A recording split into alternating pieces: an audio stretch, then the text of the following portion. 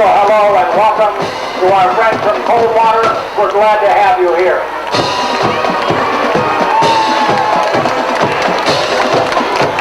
The Board of Control, Commissioners and staff of the Ohio High School Athletics Association will send each of you a cordial welcome to the OHSAA football tournament.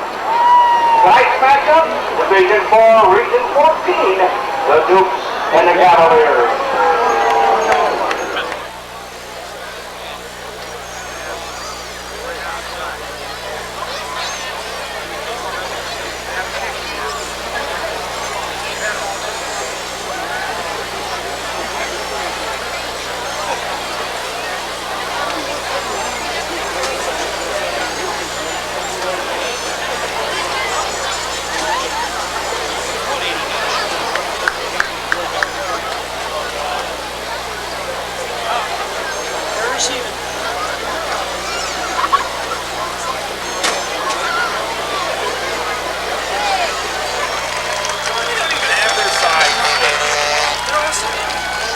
Good evening and welcome to Wellington Dukes football. This is Mark Baker along with Josh Baker, Michael Young, Bob Schlenbaker, and Jake Baker bring tonight's action as the Wellington Dukes will host the Coldwater Cavaliers in the Division 4 opening round of the playoffs, Week 11.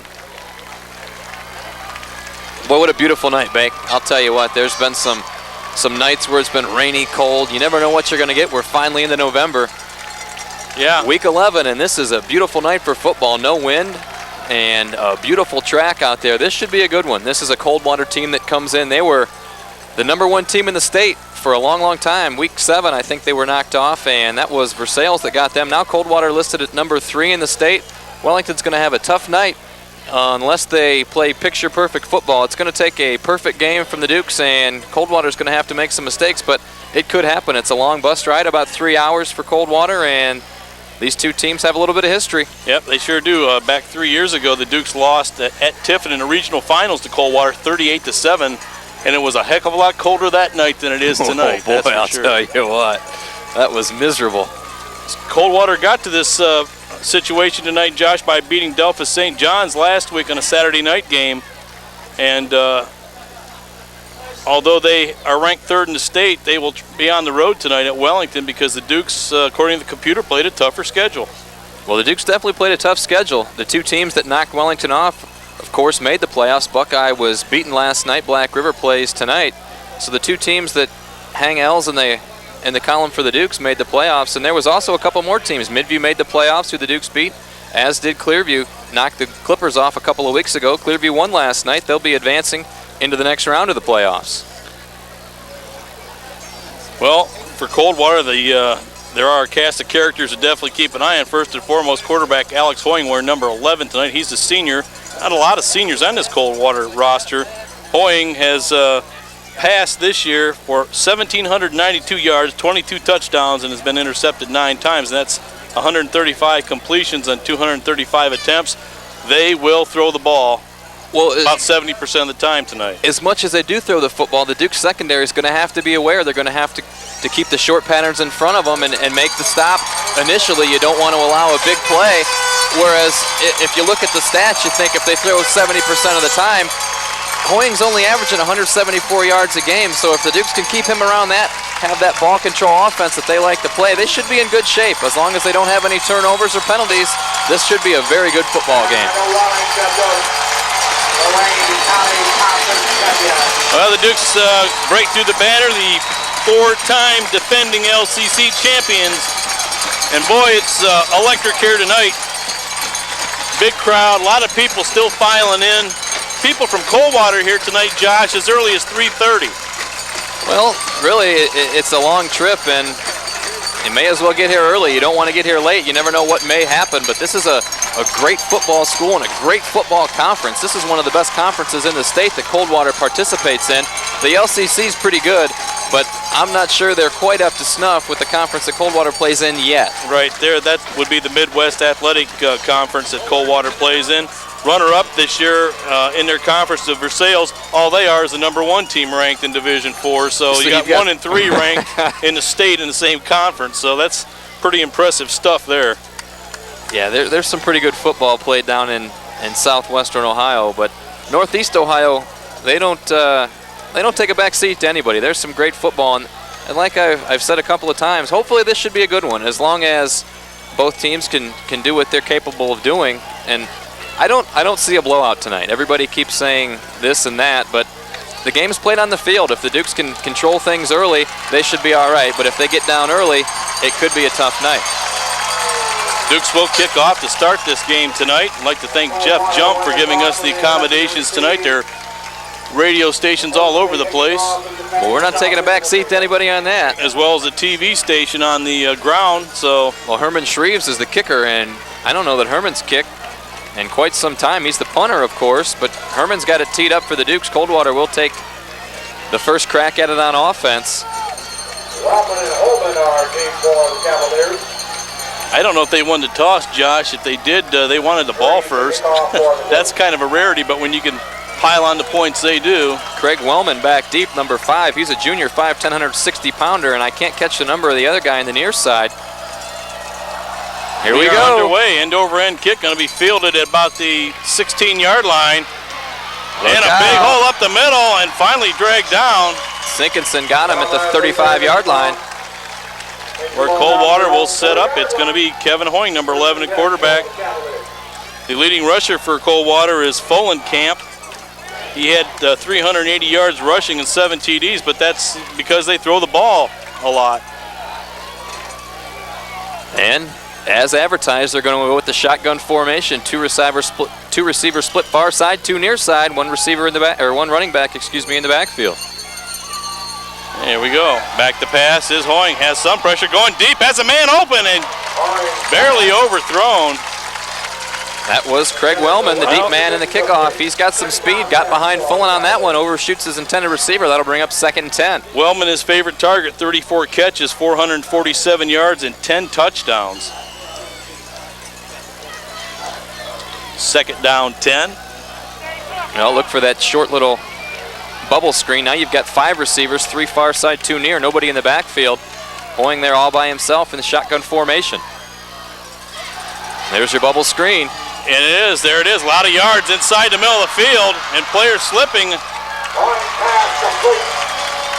Big gain.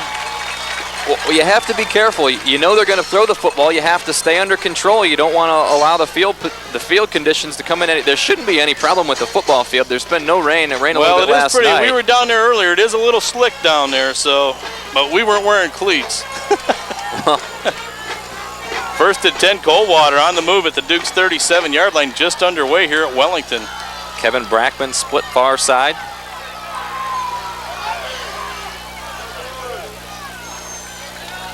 Hoying back, has some pressure, is going to be chased out of the pocket, tripped up, but gets away. Still on his feet. Runs into his own man. Boy, that's inexcusable. And picks up about 8 yards down to the Wellington 29-yard line. Shreves tripped him up, but Hoying kept his balance. The Dukes have to do a better job holding containment. They came through like their hair was on fire, but that doesn't do you any good if you're going to allow the runner to pick up 8 yards. 2nd down and 2 yards to go. Boy, in just a minute into the football game, 10:50 to go in the first quarter. Cavaliers on the march. A very explosive offense. Hoying on the keeper. No, that's not Hoying. Yep. That's Wellman. He's got the 1st down. Oh, we got some extra activity going on the ground with Steve Greer and one of the linemen. Hoying split to the near side. He went to the receiver position. Wellman took the direct snap, and he went right up the gut for the 1st down. 1st and 10 from the 26-yard line of the Dukes. Well, they need to make a defensive stop in this series, Josh. They just can't let them go through them right off the bat like this, because that could set the tone for the entire game. 1st and 10. No question about that.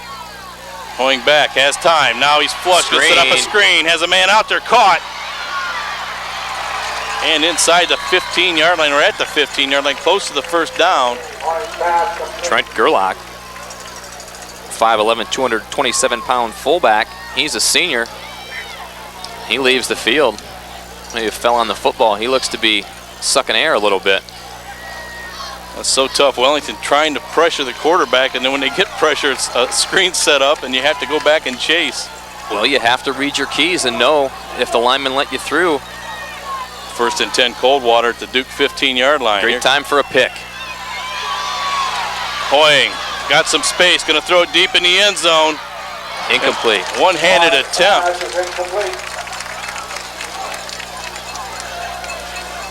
Boy, this has got the all the makings of a PlayStation 2 football game. Well, Cavaliers have no desire to run the football at all. They're going to try to throw it, and the direct opposite should be the Duke offense. They're going to try to grind it down the throats of the Coldwater Cavaliers. second down, 10, 9:53 to play opening quarter. Cavaliers on the move. 4 receivers set. Well, here's where you have to watch the go-to guy, number 5, Craig Wellman. He's flanked to the far side, working against Brandon Fullen. Back has time, going to throw it deep in the corner. Got him. Touchdown.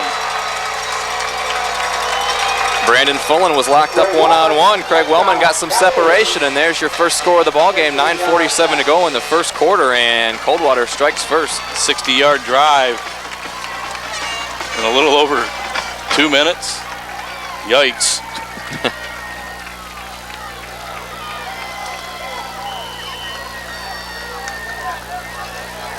Trevor Stromblad, he's a sophomore, will do the kicking. Hoying to hold.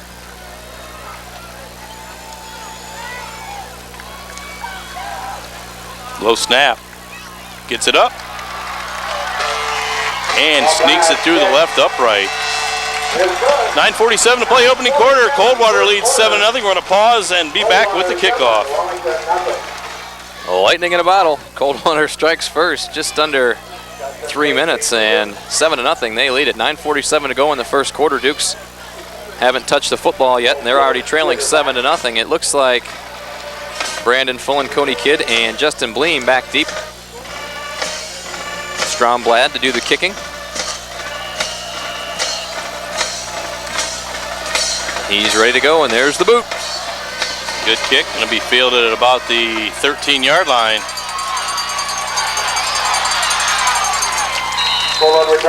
Fullen gets it out over the 30 where the Dukes will take over first and 10 on their first offensive set.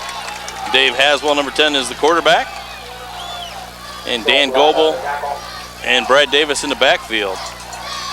So the Dukes take over the ball, first down and 10 on their own 32-yard line. Well, it's imperative the Dukes pick up a couple of first downs on this drive and hopefully get some points. Yeah, 3 and out is not what the doctors ordered here. If you're Wellington, you need to start getting back into the flow right now.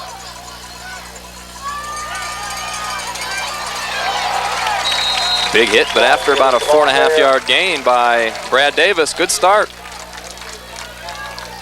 It's all going to be clock management for the Dukes. They're going to want to hold on to the football like they did against Avon that entire first quarter where they held on to it. Also, they did it against Clearview where they took the ball, didn't let the Clippers have it back. And that's the best defense you can possibly have against a high-powered offense like this. If you hold on to the football and you don't give their offense a chance at it, that's your best way to go. Front line of Murray, Kirchmar, Shaver, West, and Jump.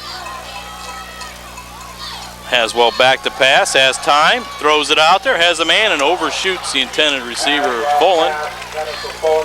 A little too much mustard on that one. That's a tough pass to throw on the first series. You're all fired up. Dave rolls out right, overshoots intended receiver. That's just adrenaline right there. If you're going to throw a pass, I think you got to go with that something across the middle where you don't have to roll out so much. But 3rd and 5, very manageable for the Dukes. Just under 9 minutes to go in the first quarter.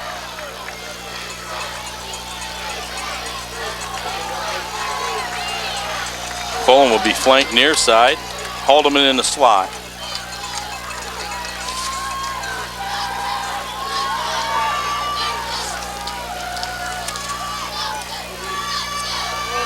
In trouble as Haswell throws it. Has a man open. Caught. Goebel needs a block. He's still on his feet. What a great effort by Goebel. And great job by Haswell. On both ends, Josh. Eric Purdy caught by surprise out there, stopped running with the play, or could have thrown a block for Goebel. You can't ever let up. You got to keep going at it. Well, I don't want to fault him, but it was like Goebel was spun around, and Purdy just kind of like looked at him like, what are you just still doing standing up? Dukes across midfield into Coldwater territory. Haswell back, gets a block, throws it out. nearly intercepted. And that's a touchdown if that is intercepted. Kevin Brackman nearly took that one the distance if he could have controlled it. And you don't need that. Dave really putting some mustard on that ball. Has to really take your time. Take a deep breath and relax a little bit. And I know it's hard. It's easy for us to say up here because his heart's got to be racing 100 miles an hour down there. Well, here's where you hand it back off and hope you can get some good line surge. Keeper turns it in and picks up about 3 yards on the play, maybe 4. Brings up 3rd down and 6. Well, this should be an interesting call here on 3rd and about 7. If the Dukes don't pick up the first down, do they go with that non-existent punt formation that we've seen so many times in this season, or they're almost close to 4-down territory, but with an offense like this, I don't know if it'll really matter. Jeez Louise, what are they throwing, grenades? I don't know. Incoming. Lose an eye. 3rd down, 6. Long count by Haswell. Back in the shotgun. Caught! Fumble.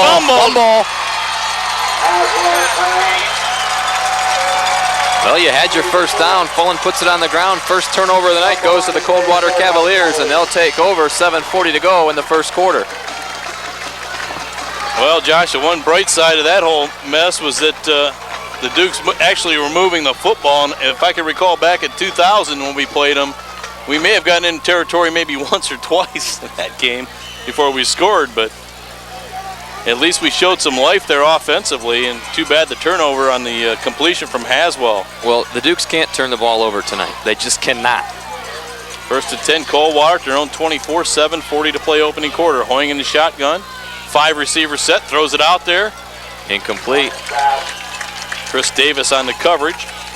All kinds of. Yeah, this is just like, this has got to be like a video game sometimes, the way these offensive sets are out here.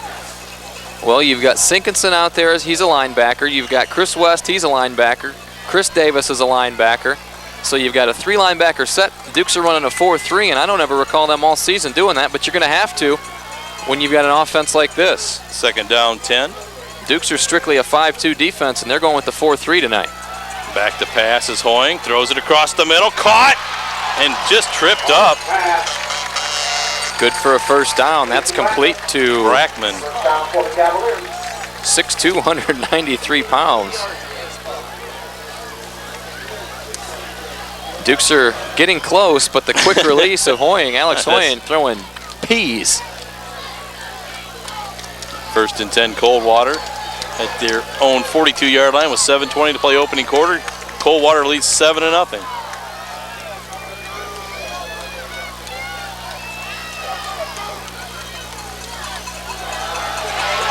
Hoying Pressure flush, by gets Shreve. away. And you have to be aware he can run the football. He's past the line of scrimmage. Intercept it. What a catch. Nope, incomplete, but he's past the line of scrimmage. That'll be a loss of down. Yep. Pass is incomplete. We have flag on the play. Well, that time good pressure by the Wellington defensive line, flushed him from the pocket. Well, you know, that's all fine and good that they're going to get pressure, but the backside has to stay at home. You can't get caught with the old amoeba defense, they like to call it, where everybody swarms to the ball. Kind of like that 5-year-old soccer where everybody just swarms to the ball. You got to stay in your zone. Well, there was holding, and there also has to be an illegal forward pass, or he was past the line of scrimmage. I don't know that they called that, though, Mark. Well, they're just going to go with the holding. They didn't call it. They called holding right away, and that's going to bump them back. They blew that call in. I didn't read the disclaimer last week, but I put it on the closing. We should have to read it every quarter tonight. We should have that permanently put somewhere. You got the I've got it. I just there. can't remember it. 1st down and 25, ball back at the 32-yard line. Well, you have to keep the receiver in front of you. If they're going to throw passes, let them catch them and knock them down. Long count. Seemed to be some movement there. Quarterback and he's going to be sacked for a loss. Herman Shreves. Big Herm has had some pressure all night long, and he finally got himself a sack. Herman dumps him, and it'll be a long second. 3rd down. Yes, no? No, second down. Okay. That was after the penalty, the holding on first, bumped them back, and now it's still, you've got 2nd and 32, which is an eternity. For most teams. Could be an eyelash for this team, the way they throw it. Well, that's where your linebackers here, you have to be smart. Keep everybody in front of you, your defensive backs as well. It's one-on-one coverage. It's going to be a tough night for them. Going back again, here's a screen. And a lot of room. Nice defensive play. I think it was Purdy hustling back. Picked up a big chunk of yards of Chris Davis. No, it was Purdy. Didn't give up on that one. I kind of got on Eric early on, but that time he made a nice, did a nice job pursuing the receiver. The defensive line has to be aware of that screen. They've now run it twice, and if they're going to let you in, you have to stop. Well, it's easy at the very least, you have to keep one linebacker back in that formation. Well, it's easy if you initially see the quarterback. You have to be smart. You have to know that the offensive line is not going to miss 5 blockers all at once. That's a setup play. 3rd down and 14. Josh Fullenkamp in motion. Going to roll. Going to throw deep. Has a man. Great catch. That's Wellman.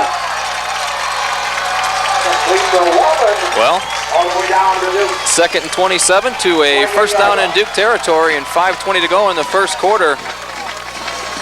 Dukes are wondering what's going on. Well, that's what I said. What were they? 2nd down 32, and they picked it up. And they've only run the ball 1 time. Man-to-man coverage, it's so hard, but you have to do a little bit better job than that. These guys are tired right now. And now look at this. It's a conventional formation. Yeah, there's nothing conventional about this offense.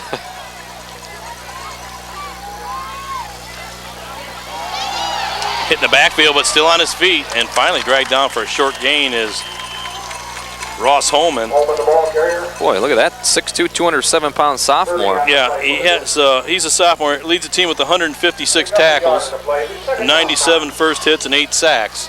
A sophomore. Well, the Dukes played against Coldwater a couple years ago, and what was that? Kevin Hoying was the quarterback. Yeah. Well, this year, Alex Hoying, and there's also another one, a freshman, Matt Hoying.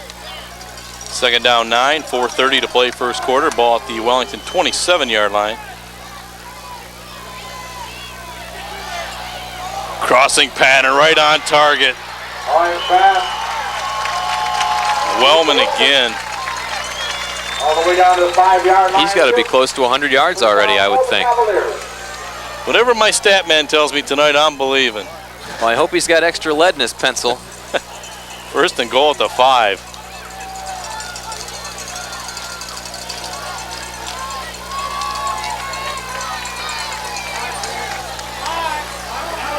Now they got the 5 receiver set. We got to watch the quarterback on the draw here, I would think, Josh. Yeah, you've got a quarterback draw perfectly set up. Defensive line has to do a job.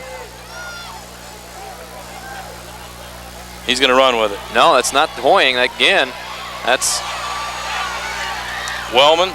Wellman, Mr. Everything. He's run it twice out of that formation. They do a nice job keeping Hoying out of there on running plays so he doesn't take any hits. Because even though they're moving up and down the field at breakneck speed, he has taken some shots. I've kept an eye on that, but still, after the fact, he's already delivered the ball. 2nd down goal at the 2, 3:23 to play opening quarter, and Coldwater knocking on the door again.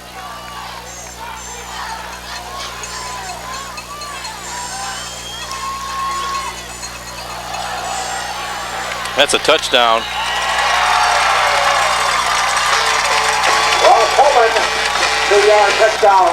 Holman gets into the end zone, and now a 13-0 score in favor of the Cavaliers. Oh, really so difficult to defense, Josh. They throw the ball all over the field, and then you get down close, and then they go to the running game, and your head's spinning. It's like it's on a spool or something. Even when they run the football, they go out of the shotgun formation. The second chance at it for number 7, Trevor Stromblad. He buried his first extra point. He's making that ball. He's just barely sneaking it in that upright, but it's good. 3:10 to play, opening quarter, and Coldwater has jumped out to a 14-0 lead over Wellington. We're going to pause, and we will be back with the kickoff. First quarter, and the Dukes. This is trail not 14 to This is zip. not what they could afford to do here, Josh. I don't want to sound like a broken record, but they could not get behind big early on. Well, 14 points, and this game is not over yet, but the offense has to hold on to the football. Well, I flash back to the Huron game where they threw the ball about every down, but on the other side of the ball, they couldn't ever stop us. Of course, we stopped ourselves on the first drive. We'll see what happens here.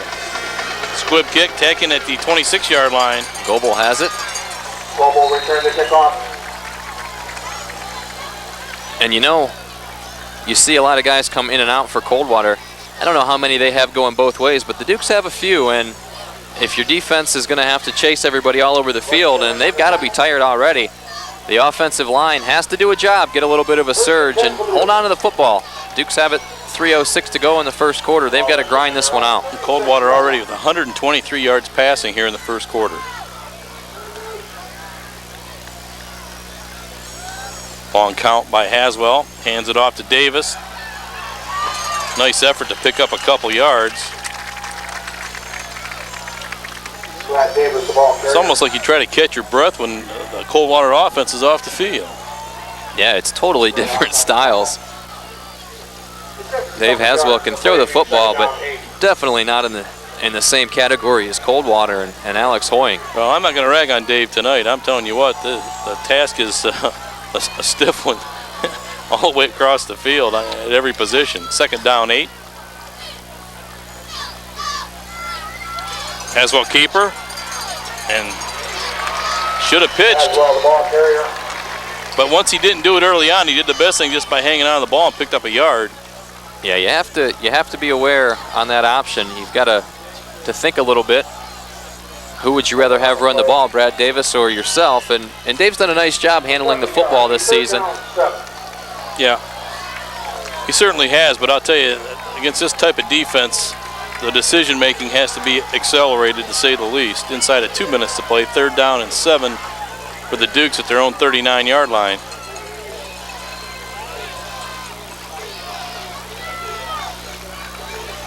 Oh no. Boy, Haswell gets hammered as he recovers it.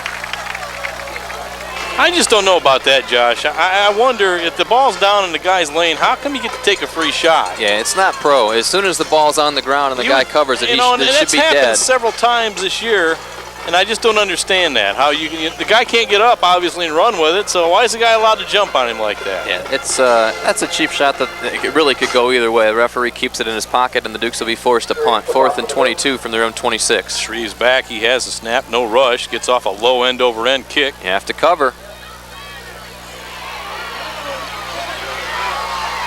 Trying to strip the ball. Wellman returns it into Wellington territory at the 46 for Coldwater. Will be on the attack once again. We're a minute to go in the first quarter, and I'm telling you what, Wellman's the best player I've seen all season long. Chad Sally was pretty good, and Roger Smith's going to be pretty good, but this kid's awesome. He does everything. He can run the football out of the shotgun formation. Obviously, he can catch. He plays defensive back as well. Yeah, he's only a junior, too. 1st and 10, Coldwater. Going back, has time. Throws an out pass. Wellman again. Good hit by Fulham, but close to a first down. Oh, you're almost happy to give up a 9-yard gain.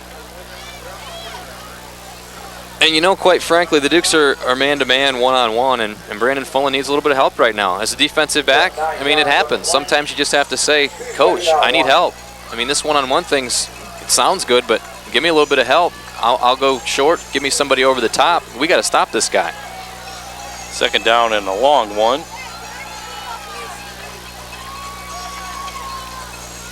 Hoying, fake handoff. He's got a receiver wide open in the flat. Hit as he throws, and nice defense by Kidd. Good job by Cody Kidd. That's what you have to do. Be aware. Keep the receiver. Sinkinson applied the heat to Hoying and helped him up. Kevin Brackman was the intended receiver, number 8. That'll bring up 3rd and 1. 4-down territory for the Cavaliers. This could be a team that's 4-down territory anytime they have the ball. It doesn't matter where they're at. Well, you've got your 5 receivers set, and you could do the bubble screen, or you could do the quarterback keeper. Looks like a quarterback keep. Long snap count, trying to draw him off sides. He is going to keep it. Should surge close to the sticks, and I think he has the first down. Was that Wellman or that was Hoying. Holman or Bowman or Hoying that time took it from center. That could be the final play of the first quarter. Boy, when it rains, it pours. 9.1 to go, and once they spot it and get it going, that'll be the end of the first quarter. Scoreboard says 16-0, but it's only a 14-0 lead for the Cavaliers, and I don't think they'll get another play off. No. That is the end of the first quarter play. The score: Coldwater 14, Wellington nothing in Division III playoff game at Wellington. We're going to pause for these commercial messages from Lorraine Medina Rural Electric and Wellington Subway and be back with the second quarter of action.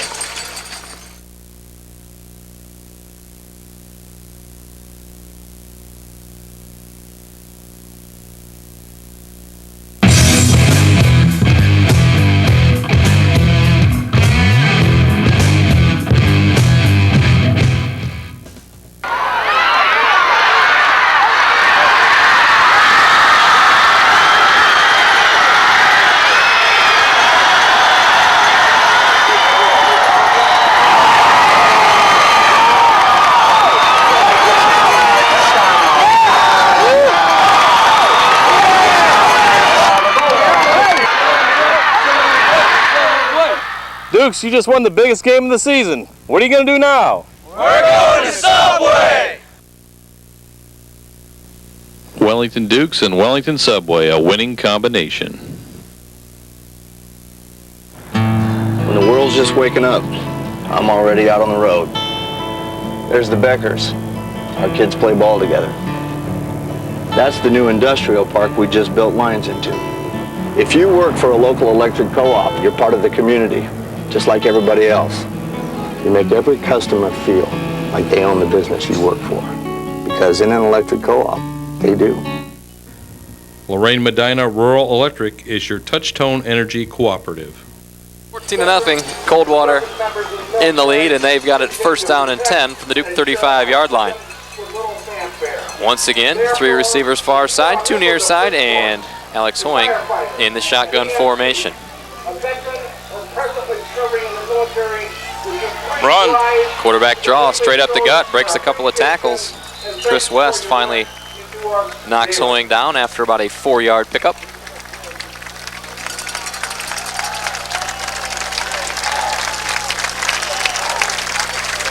Second down and 6.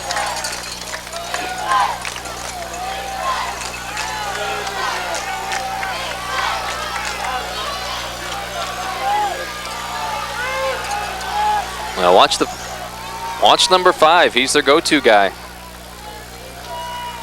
Wellman stays in to block. Jailbreak, and there's that stupid. It's intercepted by Purdy. Eric Purdy, great job.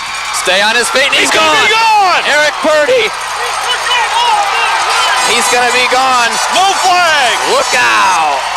Well, Eric Purdy reads his keys, stays where he needs to, and fear the fro, baby, fear the fro. And they went to the well one too many times in that screen pass, and this time Purdy was there and made a great move to get open, so he had an opportunity to go all the way. Well, that was a great job by the defensive line. They finally figured it out, and they stay at home. They watched Wellman. He stayed in like he was going to block, cut it off, and Purdy does a great job. Very athletic, and the Dukes get on the board. 11:08 to go, and they're now set up for the extra point. Drew Martin, Garrett Haldeman to hold. Drew Martin to try the extra point. 69-yard interception return for a touchdown. Kick is low, but it's good. It's good. We're going to keep it right here. 11:08 to play in the half, and the Dukes strike back with a big interception return for the distance by Eric Purdy.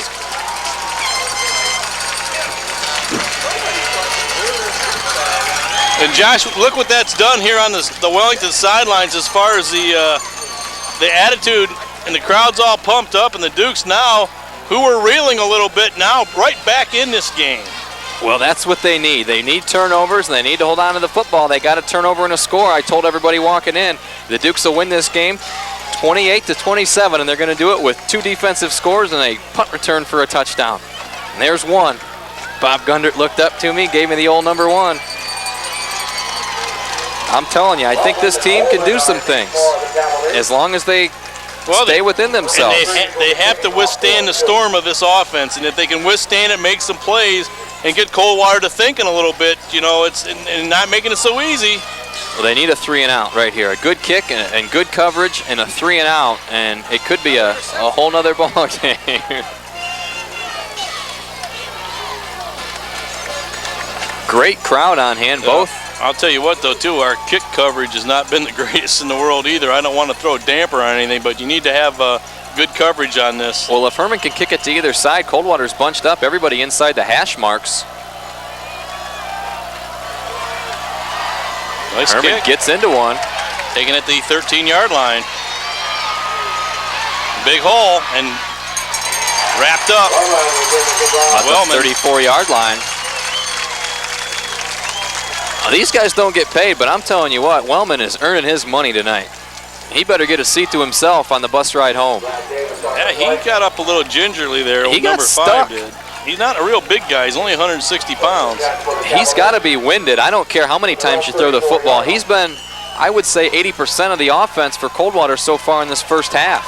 11:01 to go in the first half. Dukes have new life after that interception return by Eric Purdy.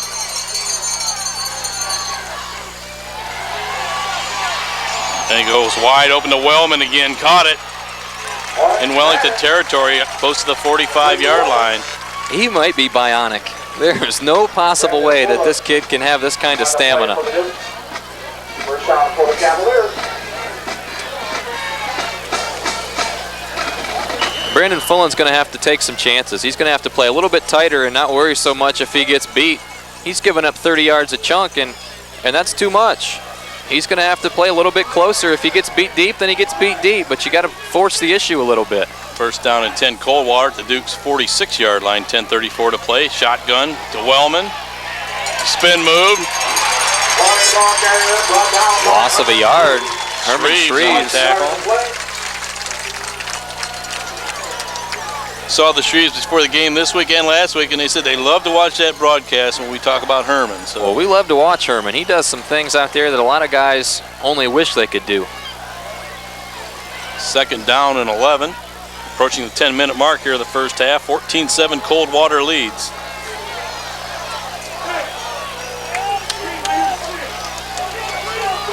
Well, Cody Kidd needs to be careful here. He's on the island by himself on the near side. There's that short pass. And knocked out of bounds, going to be about 5 yards shy of the first down. That could almost be conceived as a pick play across the way, Josh, as the other receiver just goes out and blocks while they set up like almost a screen to Wellman. Oh, they're definitely going to run types of plays like that, but that's the kind of offense that they run, and if the referee's not going to call the pick, then there's no reason to not run that kind of a pattern. Well, it's big 3rd down and 5 for the Dukes. They can hold them here. It'll be interesting. 9:45 to go in the half. Hoying back. Has time, has a man wide open, and deflected at the last moment by Fullen. That pass was underthrown, or that was 6. And it gave Fullen a time to, he looked like he had slipped, but he did regain his feet to make the play, Josh. Maybe not the best pass that Hoying has thrown, but got to give a little credit to number 80 for recouping on that play and just flicking at the last minute. Well, it's 4th and 5. Closer to 5.5. I don't think a 5-yard penalty gives Coldwater a first down, but they've got one of the biggest punters I've ever seen in my life out there kicking it. Fullen and Kidd back deep to take the kick. No rush. Left-footed kick is boom. Let it go. Let it go. Picked up, dropped. Now you got to hang on to it. Fullen dumped inside the 10-yard line. I think that ball was destined for the end zone. Brandon Fullen picks it up, and he needs a break. I'm telling you what, somebody's got to go in there and at least run the water bottle out to him. He can have one in 9 minutes and 29 seconds. Well, Wellington is in the position here. Radar O'Reilly looking for the old 4077. Probably the Fox chopper. And now, if you're Wellington's, when you need that long, sustaining drive here. Well, definitely need to hold on to the football. 1st and 10 at their own 9-yard line. 9:29 to play first half. Get Dan Goebel involved a little bit. Davis cuts it in, picks up about 3 yards on the play. Close to the 13-yard line. Well, one thing's for certain, the Dukes are going to try to come up and smack you in the mouth, and if the offensive line can get on those big Coldwater defensive linemen, good things can happen. You don't have to worry about their offense. It doesn't matter that they throw it every down. You have to stick to your knitting and try to do what you've done all season long. I want to say another thing too, Josh. I looked at the Coldwater defensive line in warm-ups, and they don't look as big, nearly as big as I thought they'd be. I mean, they got some excellent players, of course, the linebacker with all the tackles, but I think Wellington's line matches up pretty good against them. Late pitch by Haswell. And a nice play by the defensive back. Now, the secondary is a different animal altogether. Jay Miller's. The defensive line looks like they could be pushed a little. Jay Miller's 6'4", 174-pound senior. Not a whole lot of seniors on this ball club, but the seniors are doing some things out there. You can tell that they're leaders. They've been in this program for a long time, and now a 3rd and 5 for the Dukes with 8:20 to go in the first half. Well, you need to convert here. You don't want to play field position with this offense. No.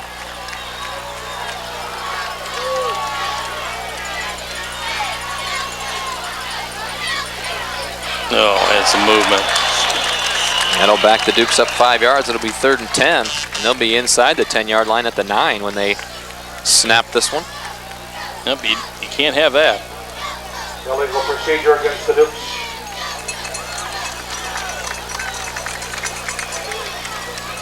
I don't know what kind of wrinkles the Dukes have thrown in if they have a screen pass, but this would be a good time if you're going to try something like that. You don't want to really do anything ridiculous. You want to keep it either on the ground or something short. 3rd and 10. Yeah, you have to be careful here too.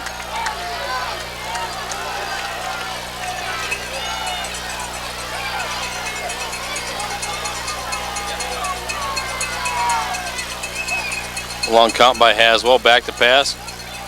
Draw play. And just shy of the first down.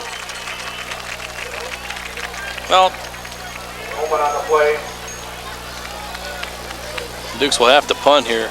I'm a little bit confused as to the offensive philosophy with Goebel not getting the ball. Now, granted, he's a marked man, but he still has to get his touches. If you got a big gun, you got to shoot it. He's a guy that has over 1,000 yards. He still has to get his touches, and I'm not. It's no way.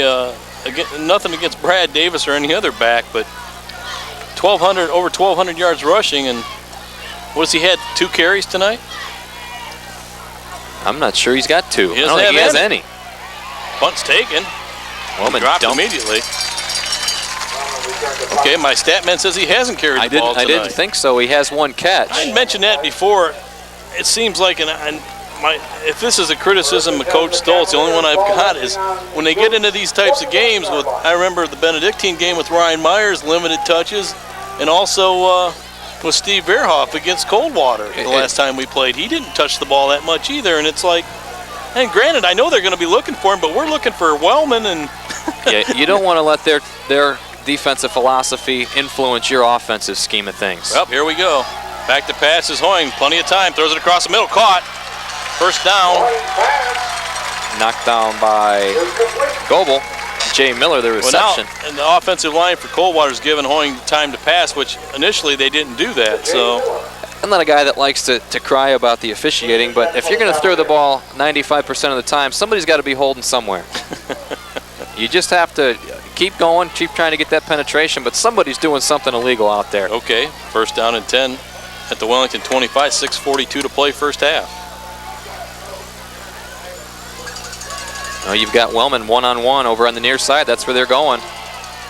Caught it, but he's dumped immediately, or actually loses his footing. 6:20 to go in the first half. But picked up about 7 yards just on a simple out pattern. Well, Brandon Fullen is given such a cushion, he doesn't want to get beat deep, but there's really nothing deep right now. They're on the 17-yard line, are the Cavaliers. You've got to get up in his face. That's where they're going to go. He's the go-to guy. Already has a touchdown tonight. There you go. He's bumping him a little bit. In worst case scenario, you get a penalty. Quarterback keeper. Chris Davis, nice job. Looks like he might have the first down, but still nice open field tackle by Chris Davis. Chris West also getting off the bottom of that pile. First down for the Cavaliers. Ball missing on the Dukes 13-yard line. Well, really, at this point, there's no reason to give anybody a cushion when you're down this close to your own goal line. Ball at the 13-yard line, you get up in their face and you get after it a little bit. And it's going to be a one-on-one case again with Fullen. They motion the guy away from him, and then you've got Wellman one-on-one. Hoying rolling coming out. Across the middle. Got time. Now he's going to turn it upfield. You got to hit him. You got to make him pay. And there's a penalty. It's about time. Goebel gets clipped. Penalty is going to be on number 34, Josh Fullenkamp. I think they're calling a face mask, I think, Josh. Oh, no. Come on.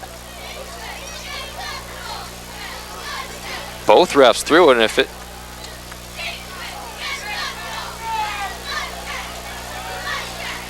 A lot of discussion down there. It's going to be a face mask. It is going to be a face mask. That'll be a first down, I would think, automatic. Oh, I tell you. Matt Stoll looking down there for a clip or a block in the back as he's trying to talk to the official down there who won't even look this way. That's a tough break for Wellington because it looked like there was an illegal block down there, and I'm not saying there wasn't a face mask, but... Well, that's going to march the ball right down to the 1 yard line. It'll be first and goal from the 1. Here's where you got to buckle it up. Duke's trailing 14-7, 5:18. He might just take it himself, Josh. Oh, sure. I don't think so. Yeah, oh, boy. Well, you know, you've got 5 receivers from the 1 yard line, and the linebackers are sucked out. They've got to go out there to respect the pass, but you got to be smart. You know they're going to try to spread you out and then dive it right up the gut. Now you've got a 20-7 lead. Coldwater does, and they're ready to try to boot the extra point. 5:14 to go in the first half rather. It's so frustrating. You sit up here and you've got, it's almost not right. You send 5 guys out on a pass. I don't know. Like I said, it's something we haven't seen. I don't even think that that Huron was that way, Josh. I think they had 4 guys in their offensive formation, but Coldwater. With 5:14 to play in the first half, lead 21-7. We're going to pause and we'll be back with the kickoff. 5:14 to go in the first half. Duke's trail 21-7. And Josh really is not to score 21-7, but the Dukes still have an opportunity here to get this ball, drive down the field and score, and make it a 1-possession game. I think that they can do that. And this last 5:14 very critical because if they let Coldwater strike again, well, that's about it. Yeah, I don't know what the time of possession is, but the Dukes haven't had the football very long. I know there's 2 halves to every game, but you can't go down. You have to get this ball, get good field position.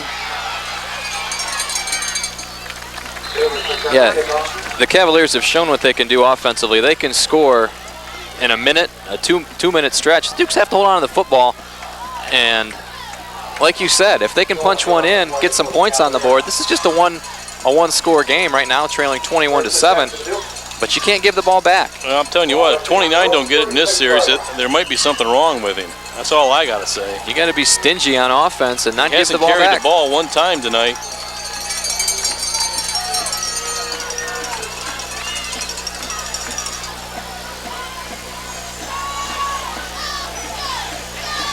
Blitz.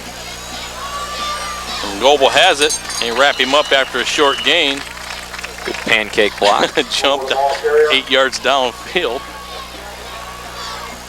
You know, Josh, that's the point I'm trying to make. You have to. He's got to get touches. You got to give him touches.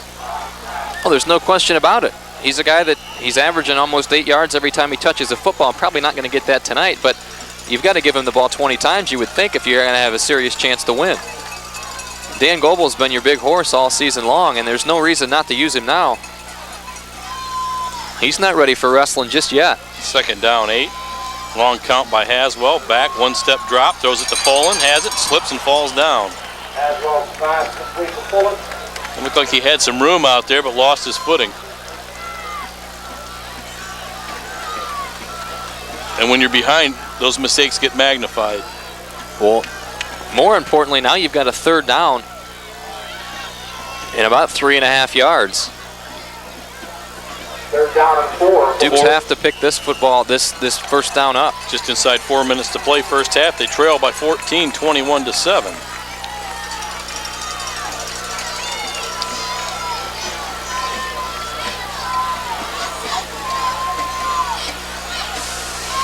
Blitz again. Davis close to a 1st down. I don't know if he's got it. Didn't get a very good spot. Going to be about a half a yard short. I think you got to go. Well, I do too, because the way they move the ball, if you kick it 30 yards downfield, that's one play for them. You got to go. They're shy. I would call for the measurement, and that's what's going to happen. Looked like the length of the football is short.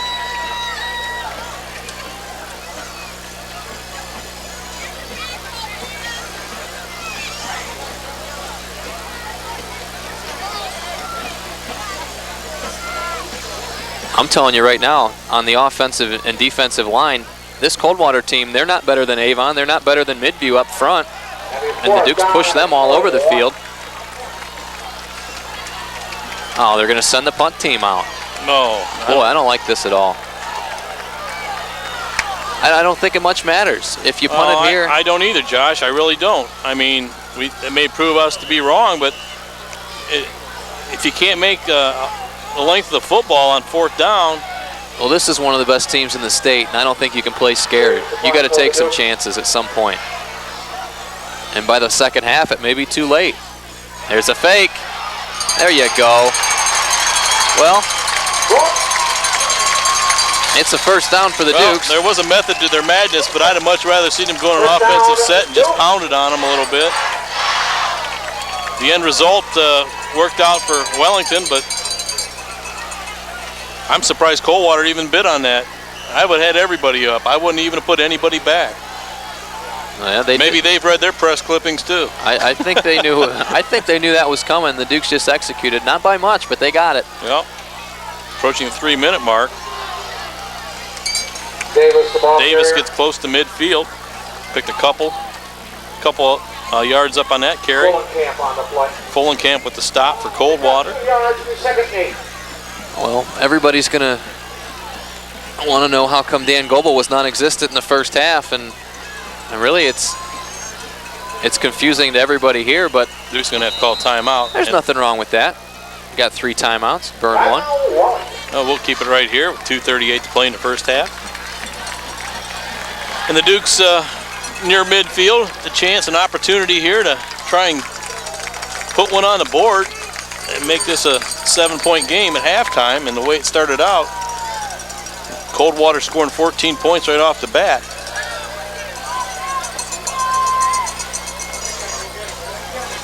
And really it hurt the Dukes when they put that first football on the ground. They were driving, looked to be for a touchdown, but then they put it on the ground and Coldwater recovered. That was inside the 20-yard line. And come playoff time, everything gets magnified. Right. And it doubly so when you play a good football team. Yeah, this is no patsy. Our draw in the last several years leaves a lot to be desired. You know, Benedictine right off the bat, 97, and all they were defending state champs. Chanel. They had 3 guys in their offensive line that played in Big Ten football. Yeah, Chanel after the 2nd round game in 2001, and their running back, Tony Franklin, is at Virginia right now. It looks like the Dukes are going to the wristbands. They're scrambling on the sidelines. Cody Kidd's putting one on. They're passing them out. I don't know if they're going to go with a hurry-up type of offense if they get across midfield or what. And really, Haswell has some room. Does a nice job as he gets down close to the 30-yard line. Brings the ball all the way down to the 30-yard line, the Cavaliers. That's some laundry out there at the close to midfield, but it's not a flag. I think it's Dave Haswell's towel. 1st and 10, Dukes at the Coldwater 31 now. Wellington in on the move.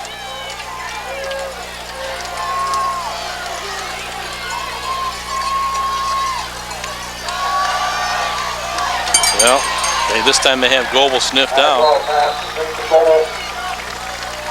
74 makes his first tackle of the night and goes a little crazy.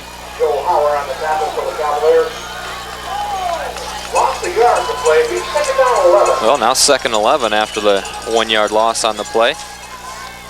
You know, one of these times, someone's going to figure out that you got to run 2 pieces of paper for a roster. Yeah, use an 8 font. We can see. 64 is the last number here. Well, it's on the back side. You got to turn the page, which doesn't really number 74 is It's not Joe on the Hauer. back side of mine. You don't turn the page. Oh, it's on page 2. Yeah, there you go. Buck 38 to go. The Dukes burn their second Wasn't that good of a play timeout. that I'm going to turn 2 pages and find the guy's name. Okay, timeout on the field. We're going to pause. We'll be back. 3rd and 6 for the Dukes. They've got 3 receivers near side, 1 far side. Buck Goebel 38 to play. Haswell in the shotgun back. Throws an out pattern. Caught. out of bounds. Not going to have the first down, though. This kid's going to be short by a couple yards. 4th and 3, and they'll have to go for it here. I don't know why they stopped the clock. Did he get out of bounds? Cody did get out of bounds on that one. 1:32 to go in the half. Well, here's a good time to call another timeout, I think. Oh, this is the biggest play of the half right now if you're the Dukes.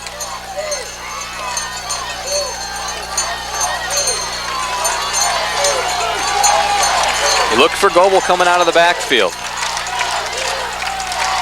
But I'm telling you what, I'd throw it to Cody Kidd. I don't even know if he's on the field. He's not. Fake handoff. Haswell's going to keep it in trouble and overshoots the defender and took a shot to boot. Alderman took a shot from number 20, Ryan Eafeld, and the Dukes could not convert. Well, they turn it over on downs. They've shown they can move the football a little bit on Coldwater, but the defense has to step up and. It's frustrating. They're only hitting on. They're not hitting on all the cylinders right now, and when they misfire, it's at the most inopportune times. But you know what? As bad as they've played, they're still only down 2 scores, and if you can go into the locker room like that. I don't think they've actually played that bad considering what we've seen here. It's just a couple opportunities that they haven't been able to cash in on. And now you have to make sure that this team, you know, they're not going to sit on it. Oh, no.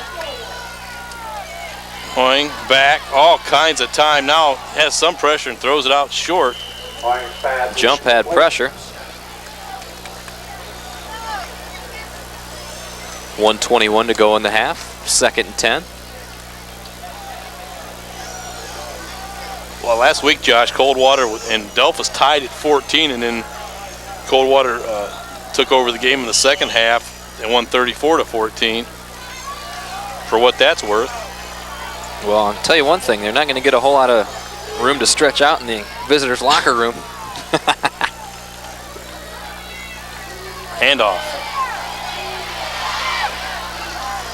Stop shy of the first down. Brad Davis with the hit. And normally, if you're Wellington, you would call timeout, but I think twice about it right here. Well, I'm kind of surprised at Coldwater. I think they're a little bit stunned that the Dukes are only down 2 scores. Well, they've obviously read their press clippings. Well, you have to be careful right now. Very cocky team, I'll say that for them. Very talented, but very cocky. Brandon Fullen over here, he's got a little bit of help from Goebel, but if there's a fade pattern, he's on his own, content to run. Now it's 4th down. Now you call timeout.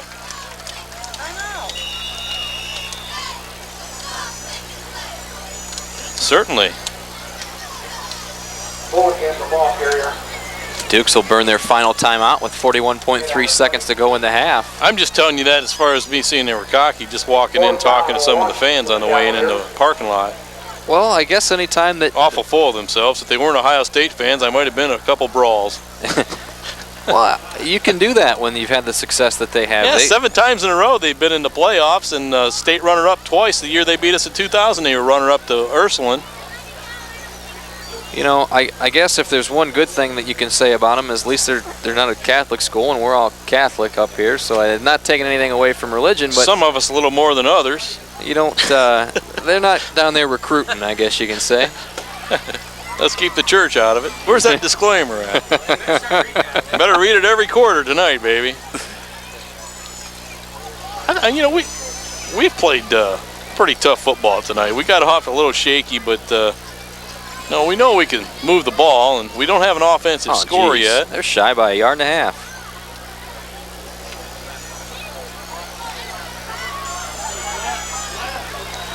I think I send them. I don't know. Send them. Send everybody. I'd leave one guy back in case they try a fake punt.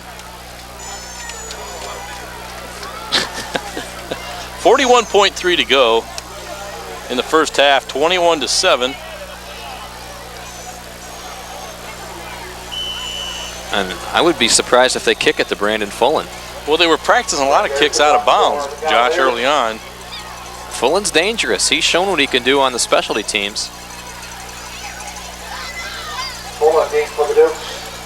Oh, he booms it. The bomb. And that's going to take care of the Dukes. Get away from it. Blow it dead. 28.1 to go in the half. Dukes will take over. Well, that hurt because you needed to get, if not a return, maybe a fair catch and save yourself 15 yards. But the way it was set up, I'm not going to fault Brandon. He wasn't. The ball was down toward the Coldwater sideline. He was set up more in the middle of the field, so obviously couldn't get it on the fly. So let it roll and took a cavalier bounce. So I think you have to run the football here, run the clock out, head in down 2 scores. You don't want I to do don't think anything. that's such a bad idea. No, I don't think you throw here. Yeah, I definitely don't think you do. And I don't look like the Dukes should give Dan Goebel his first rush of the half. Well, he carried it. Had one on the fake punt. Couple he had. Well, that'll be his third. And you got a player coming in late again. And that'll do it. Duke's looking over here, content with and a good round of applause from the home crowd. They have heard a lot of horror stories about Coldwater themselves, so. I don't know, do we have a band show? Yes, we do. Yes, we do. I think we're only going to show the Wellington band tonight. Yeah. Our cameraman gave me the nod on that one. Coldwater doesn't pick up our broadcast. Okay, we're going to pause. We'll be back with the Wellington band and come back with some halftime statistics in the second half of football. You're watching WGCC TV 12 in Wellington. Ladies and gentlemen, we proudly present the Wellington High School Duke Marching Band, led on the field by Amanda Butler. Sit back and enjoy our tribute to the Lion King.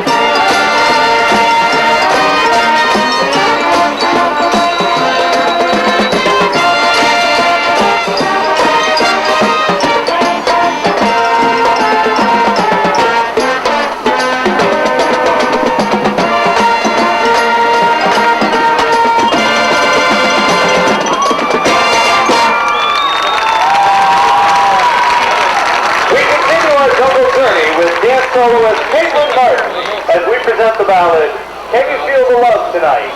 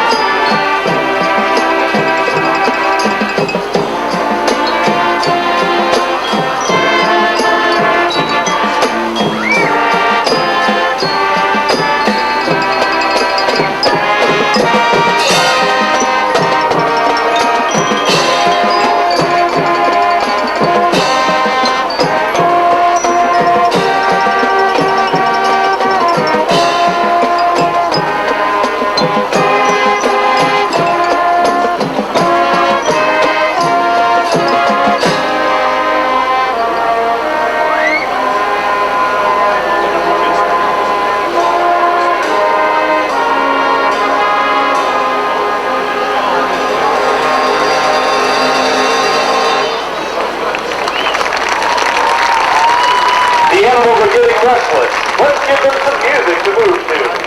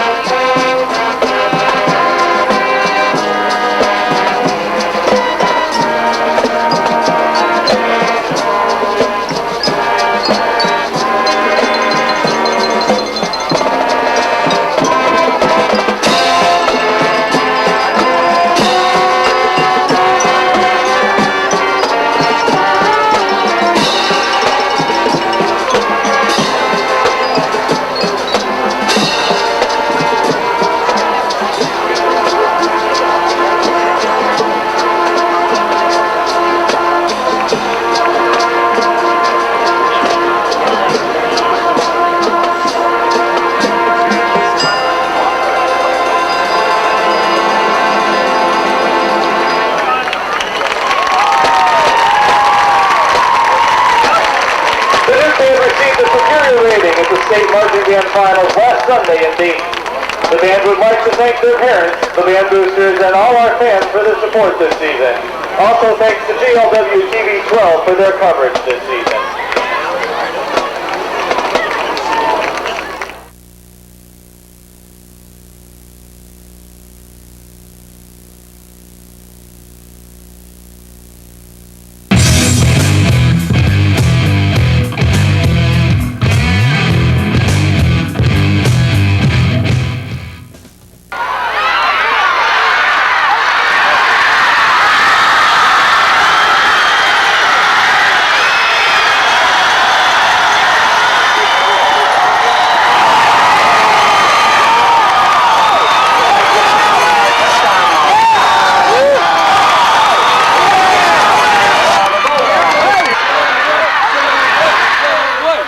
Dukes, you just won the biggest game of the season. What are you going to do now? We're going to Subway!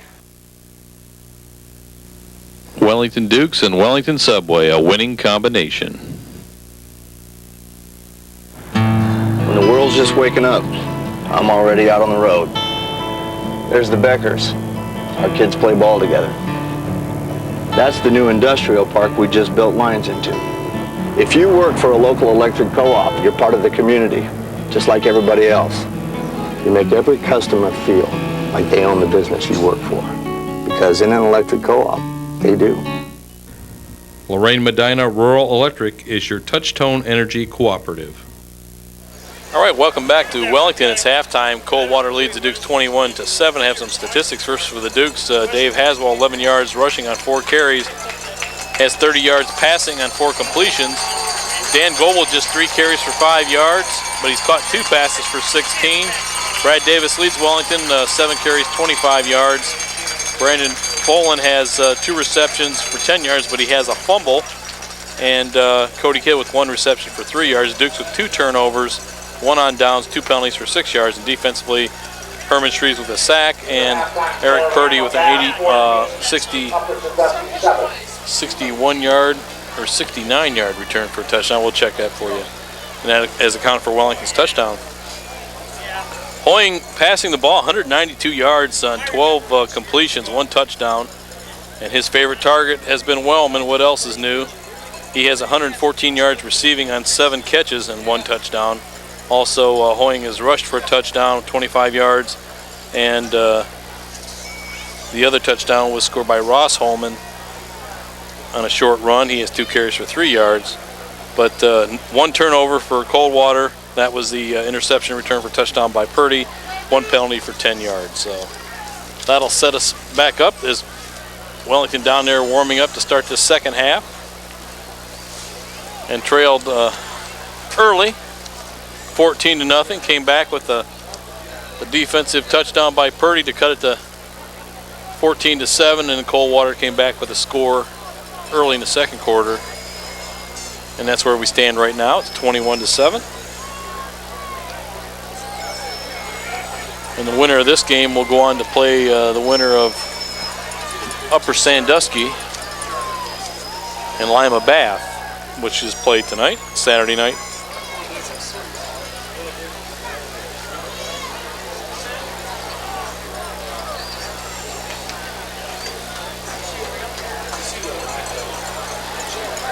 Once again, I'd like to thank Jeff Jump for all his cooperation in letting us come up and broadcast tonight's game. GLW Broadband also appreciates the sponsorship of Lorraine Medina Rural Electric, our buddy Terry Mazzoni, as well as Wellington Subway and the Haldemans.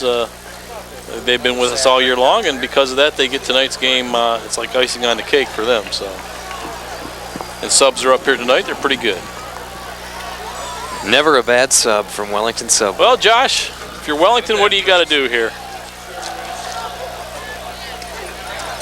Well, Dukes get the football to start the second half, so I'm sure there were some adjustments made, and if you remember correctly, they were down in the Clearview game, and some things happened, and really I don't think there's going to be a panic button that went off in the Duke locker room. No.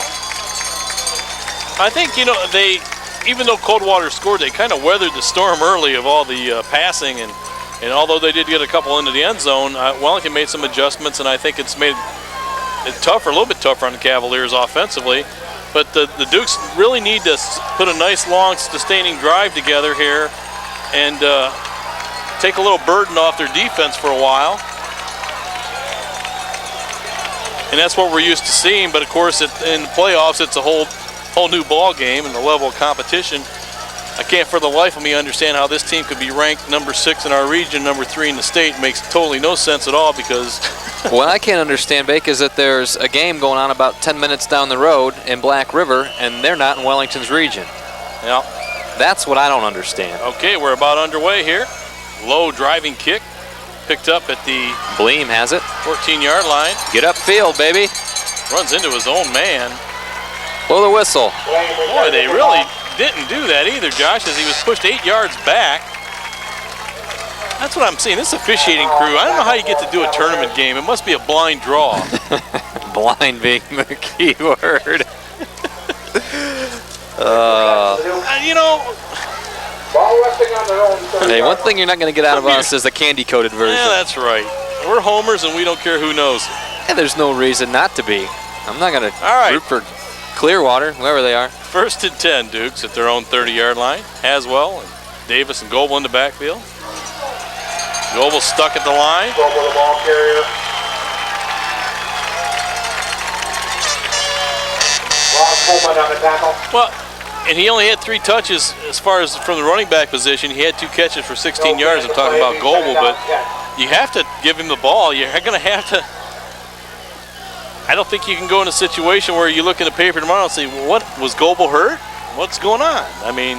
Yeah, if you're going to get beat with your best. There's no question about that. 2nd down and 10. Blitz, Haswell in trouble. Caught? No, incomplete right in front of the Wellington sideline. Full in the intended receiver. They're down for the Dukes. Don't worry, I'll read the disclaimer. It's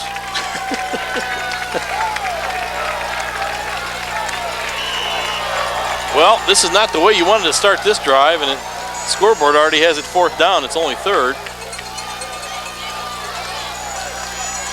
Well, 3rd and 10.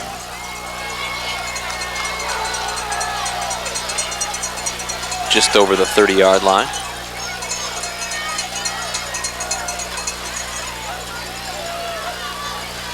Haswell blitzes on, in trouble, throws it.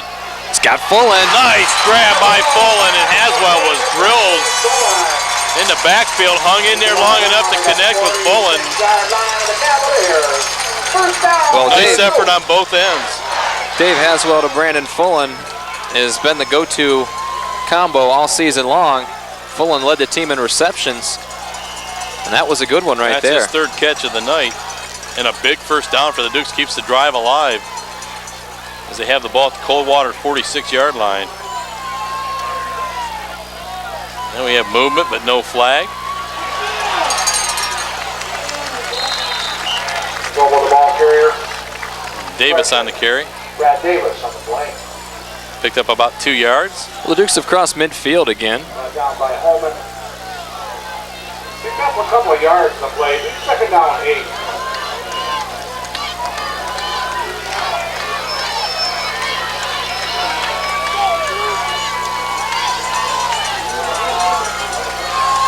Second down 8 at the Cavalier 44-yard line. Fake handoff. Haswell with time. Guns it out there and batted away. Nice defensive play. Martin was the intended receiver. All kinds of protection for Haswell on that one. It's 3rd down for the Dukes. 3rd down and 8. Another big 3rd down play for Wellington. And depending on what they do here, it could be a 4-down territory. Late getting the play in. Kidd and Fullen check in. Clock is stopped. 10:07 to play on the incompletion. Martin and Haldeman checking out. Gonna have to hurry up.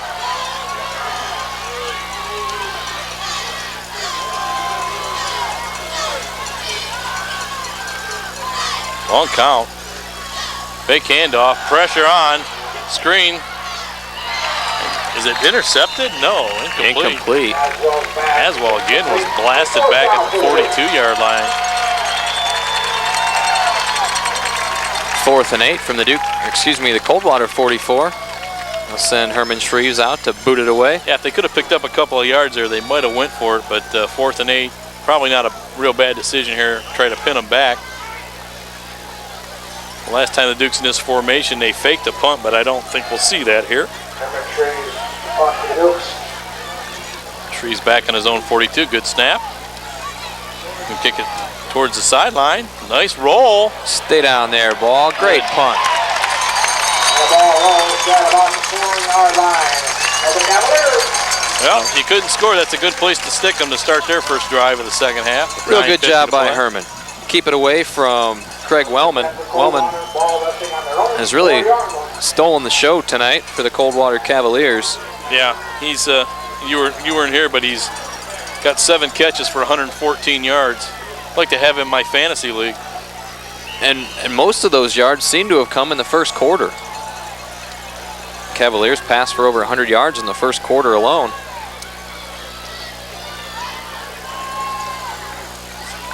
It's a motion. Fumble. Fumble! Duke football. Right. A huge break. Well, you can Gosh, I tell almost thought I heard a whistle. that was coming from the Coldwater bench. Well, you can tell it's a team that likes to throw the football. They're not accustomed to running it. And there was the trouble. They put it on the hip, and now you're at the 4-yard line. Wow. With 9:45 to go, the Dukes already have 1 turnover, and that went for a touchdown. Eric Purdy scampered 69 yards, and now the Dukes have it. Knock it on the door at the 4. Full house backfield. Chris Davis around end, trying to bull his way in there. He gets down to about the 2-yard line. Davis, the ball carrier. Chris Davis, just a sophomore. Coaching staff livid on the far sidelines.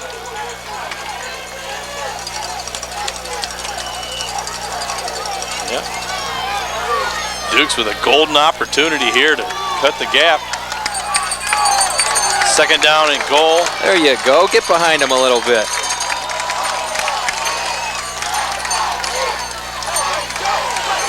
Scobel, the ball carrier. Boy, he's close. Submerged. Bottom of the pile. He's Not gonna in be yet. just shy.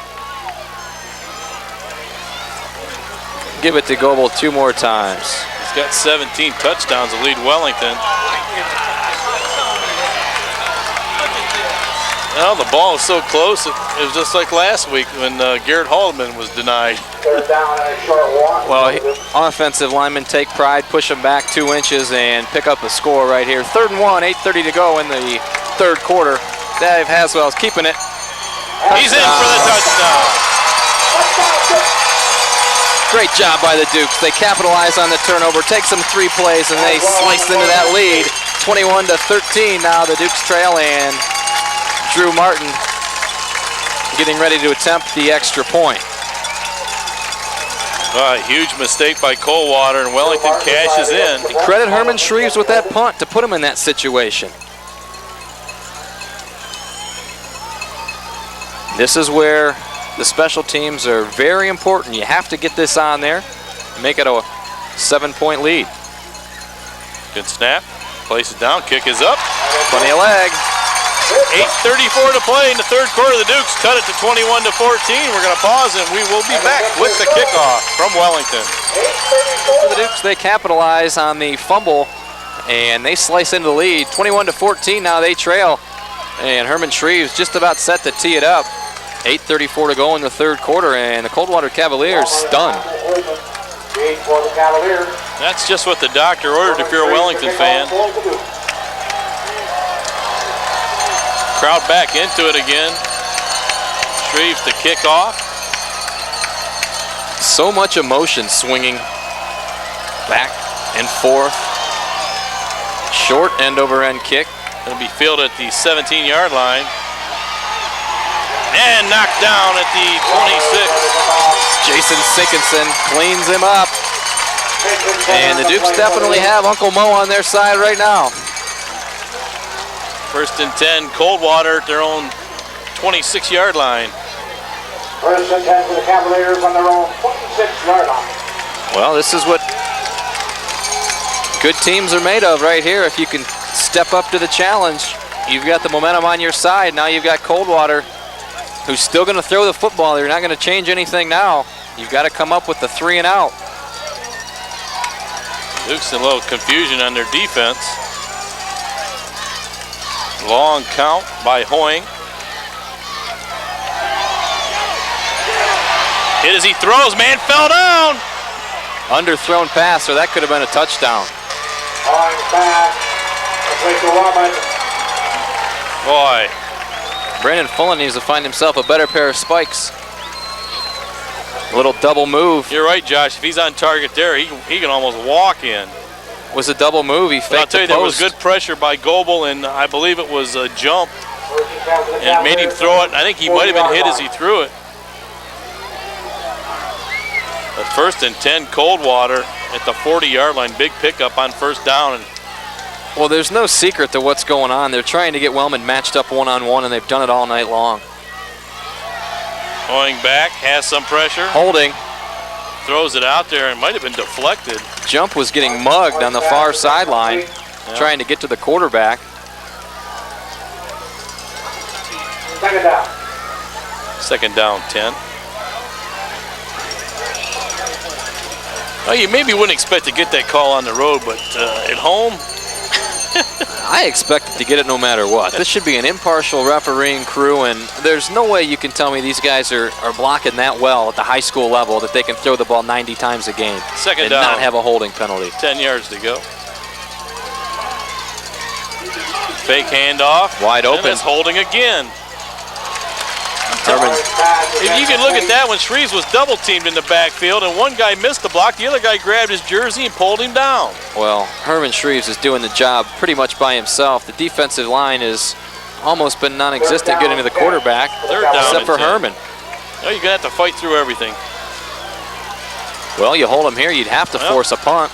There's no way that Coldwater can go for it up one score, 8 minutes, 7 seconds to go. This is a huge third down for the Dukes. There's the one-on-one matchup on the far side. Wellman against Fullen. They're rolling this way. Got some pressure. Hit He's hit as he throws and incomplete. Shreves, West, West is hurt. and Jump. West slow to get up. I think he may have had the wind knocked out of him. I think what it looks to me that he may have got a spike in the gut, and this is... I just heard someone in the crowd yell, "Tough it out." The crowd's getting fired up. I'm telling you, nobody in the... Chris West is hurt, you know. He's tough. He hadn't been hurt all year, so he's down. It's got to be something that needs a little time to take care of, and that gives us some time. And I'm going to do it right now before I forget about it. That the views, comments, and opinions made by tonight's announcers are their own and do not necessarily reflect those of this station. In any retransmission or rebroadcast of the pictures, descriptions, or accounts of this game without the express written consent of WGCC TV 12 or GLW Broadband Incorporated is strictly prohibited. Chris West now back to his feet. You know, this is something that we really enjoy doing, and we really appreciate the support that a lot of people tell us we do a good job, whether they're lying to us or not. That's neither here nor there, but we really appreciate the opportunity to come up here every Friday night, and I'm sure the kids do as well. Just a great situation all the way around. Yeah, and even let's not forget about, we still have our players of the game that will be named prior to the conclusion of tonight's game. I'd like to thank Mark Kirchmark Construction and Best Fence with Matt McMahon for sponsoring that all year, along with Charles Ross and fullbackers for the block of the night. Cavs to punt. There's a kick. Here again, it's cornered towards the... Boy, and that's a nice kick. That went out of bounds inside the 10-yard line. That goes out of bounds. Well, it's becoming a game of field position now here in the second half, and the last time Coldwater was pinned back, they fumbled and gave way to a touchdown for Wellington, so the Dukes have to be careful here. The Dukes take over first and 10. Now you get the opportunity to flex your muscles, show what you're made of, see who's the more conditioned team on the offense and defensive line. Chris West trying to get himself back into the ball game. He's not out there just yet. He's a gamer. One of the seniors on this ball club. He doesn't want to come out. He was one of the players, I think, that went to the game last week between Coldwater and Delphus. 1st and 10 Dukes at their own 8-yard line. There's the pitch. Goebel looking for some room. Cuts it back. It's over the 10 to about the 12-yard line. 4-yard gain. Yards are very stingy. They've obviously keyed on Goebel. Holman on the play for the Cardinals. Holman makes a tackle. That's not a newsbreaker there either. That guy makes about every tackle for him. 2nd down, and I got to call it about 7. 7:22 to play 3rd quarter. Dukes trail by 7, 21-14. Inside Joker. handoff. Haldeman has the 1st down. Boy, and they're very fortunate. It looked like a little bit of a muffed handoff from Goebel to Haldeman, but Garrett hung on to it, pushed the chains. Josh, after that big turnover early on here in the 2nd half, the Dukes playing a little bit of more confidence, as it appears right now. That's what it's all about. They got a big 1st down, and I think maybe in the 1st half wouldn't have pulled that one off. 1st down and 10 at their own 27, inside 7 minutes to play. This time it's Davis. I'm telling you what, like we mentioned in the 1st half, the Dukes weathered the storm in the 1st half. The 2nd half, they're no longer, they can say what they want, but they were a little bit intimidated, a little bit in awe of this Coldwater team. Now it's not that way anymore. The Dukes are going to play football like they have all season long and the way they're capable of, and I think it's going to be a knockdown, drag-out street fight the rest of the way out of here. Well, the 2- and 3-yard gains are now turning into 4-, 5-, and 6-yard gains, so the offensive line's starting to assert itself a little bit. Well, that's what they've done all season long. They've shown that they are not the biggest group out there, but they're very well conditioned.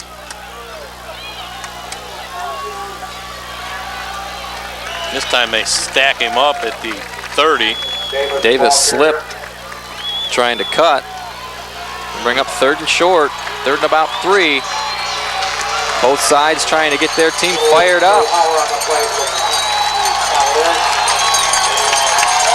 It's not cold. Let's not sit on our hands down there. That's right. You know, you don't take anything home with you tonight. Spend it all. Get your $5 worth. Fumble. Oh, fumble on snap.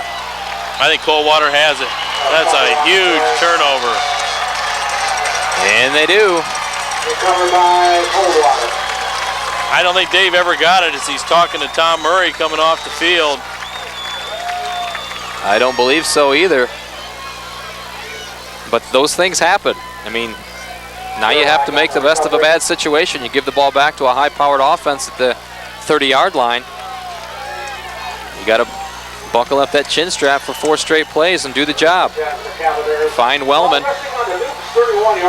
Well, right now I would probably believe you're going to see Kevin Brackman go in motion. There he goes, and you're going to have Wellman one-on-one near side. Or the screen. Pass out in the flats, overthrown.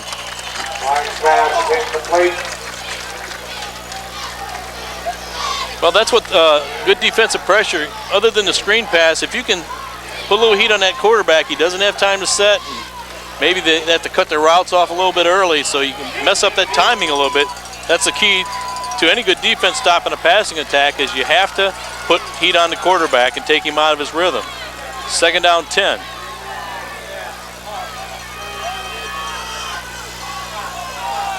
Now he's got time. Steps up in the pocket, going to go deep. Pick it off. Boy, and he caught it right down at the 6-yard line.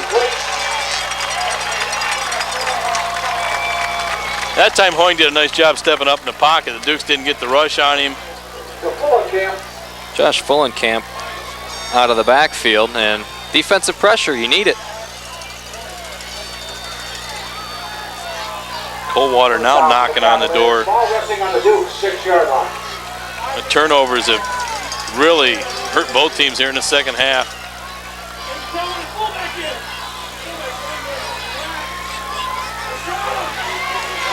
He's going to throw it. Hit as he throws. Tipped and dropped.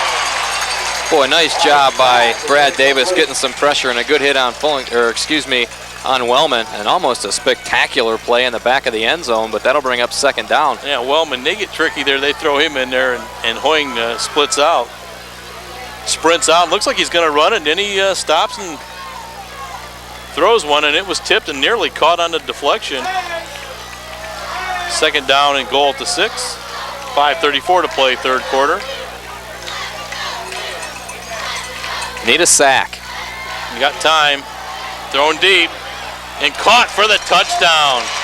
Orange pass is complete for the touchdown. You can't guard that guy one-on-one. You just can't. You've got to make that adjustment. There's no way that anybody on this team for the Dukes can stay with that receiver one-on-one. And Brandon Fullen, unfortunately, is getting beat like a drum tonight, but it's really not his fault. No, and the thing is, normally when you have a guy like this, when you look back to someone like Chad Sally, you can double up on him. You can't double when you got 5 guys in your formation going out for a pass. Well, you got to do something and force somebody else to beat you, because this kid right now is a one-man wrecking crew, just bashing into the Dukes and knocking them down one brick at a time.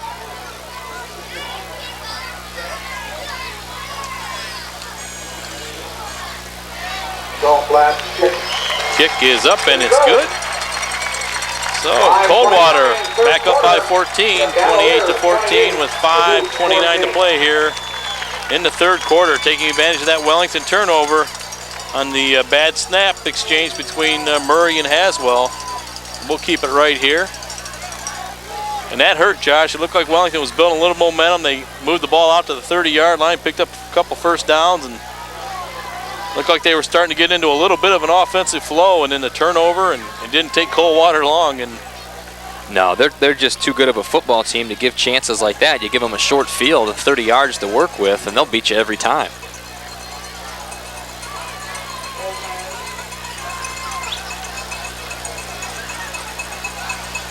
But still well within striking distance, 5:29 to go in the third quarter. Duke's only down 28-14. And if you would have asked anybody around Lorain County on Monday what the score was going to be at this point in time, they would have said the buses should have already been started up and Wellington shouldn't even have showed up tonight. Well, they've given themselves made a pretty good account of themselves. It's still a long ways to go, but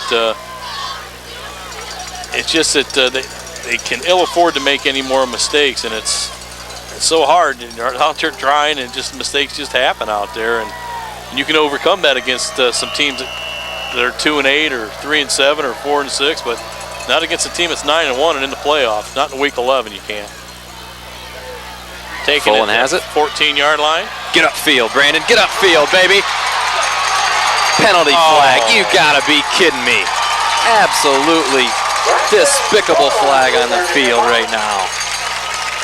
All the way down to the 46-yard line of the Cavaliers. Well, got a flag on the play.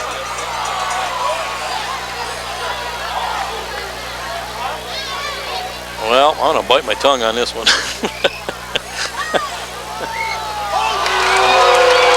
Holding against the Duke. Yeah, you had a holding on the return, but you can run 90 snaps on offense and not have one. Wow, that hurts. Well, That's going to cost you big time. That's going to be probably about a 40-yard penalty.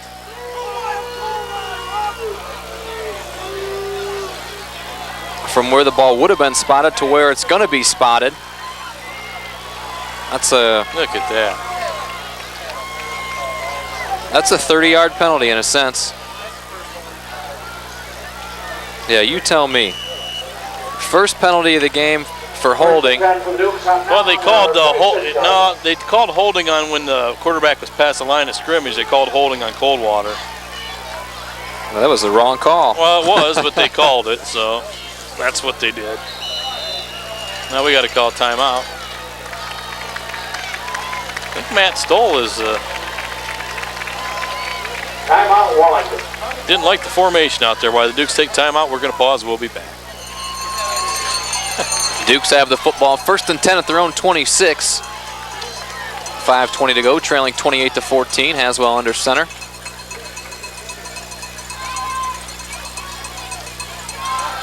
They pump fake. He's got in trouble. You got to run it there. Haswell's pass is incomplete.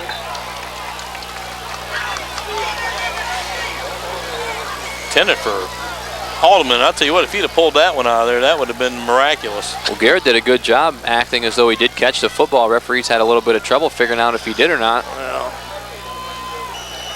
but you're still only down 14 points and 5:12 to go in the third quarter. You can run the football in this ball club here, and I think you don't want to hit the panic button. Duke's offense can score some points, and it may sound foolish, but really the Duke defense is keeping you in the game. You've given up 28 points, but still anybody's contest. You're going to call that one on Dave, pulling out a little bit too quick.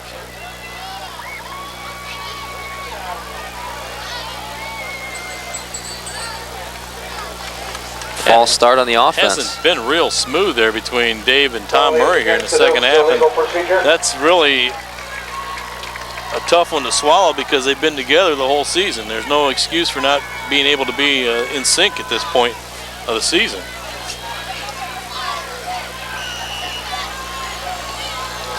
Dukes come out of the huddle, they look confused, they break out with 13 guys again. And I've seen games where they've been called for illegal substitution for that. Second down, 15. Goebel. Goebel, the ball carrier. On the face mask and got no call there. Boy, coaches are livid on the sideline. A good chunk of yardage picked up, and that'll give you about a third and a long 7. I'm looking Cody Kidd right here. He's a sure-handed receiver. Brandon Fullen's the guy that everybody will be keying on, but I'm thinking if you're Cody, you try to get in the seam somewhere, and Dave will find him. Dukes are having a hard Cody's time. out there, is he? Yeah, he's in the he's flanked. Okay. Dave's in trouble. Running for his life. Got to the sticks. Great job by Haswell after a broken play. Pullman on the play.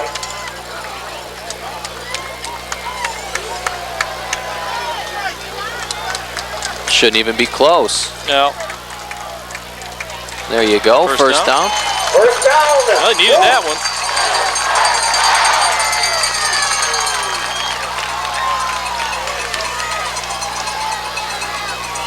.4:15 to play, third quarter. Dukes trail 28-14, trying to get back into this one.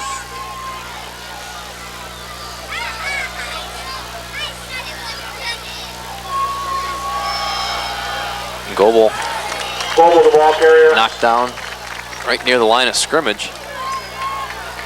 Yeah, it's tough. Picked up a yard on the play. Gave the coaches some grief for not giving him the ball, but they obviously he's getting hit whether he gets it or not.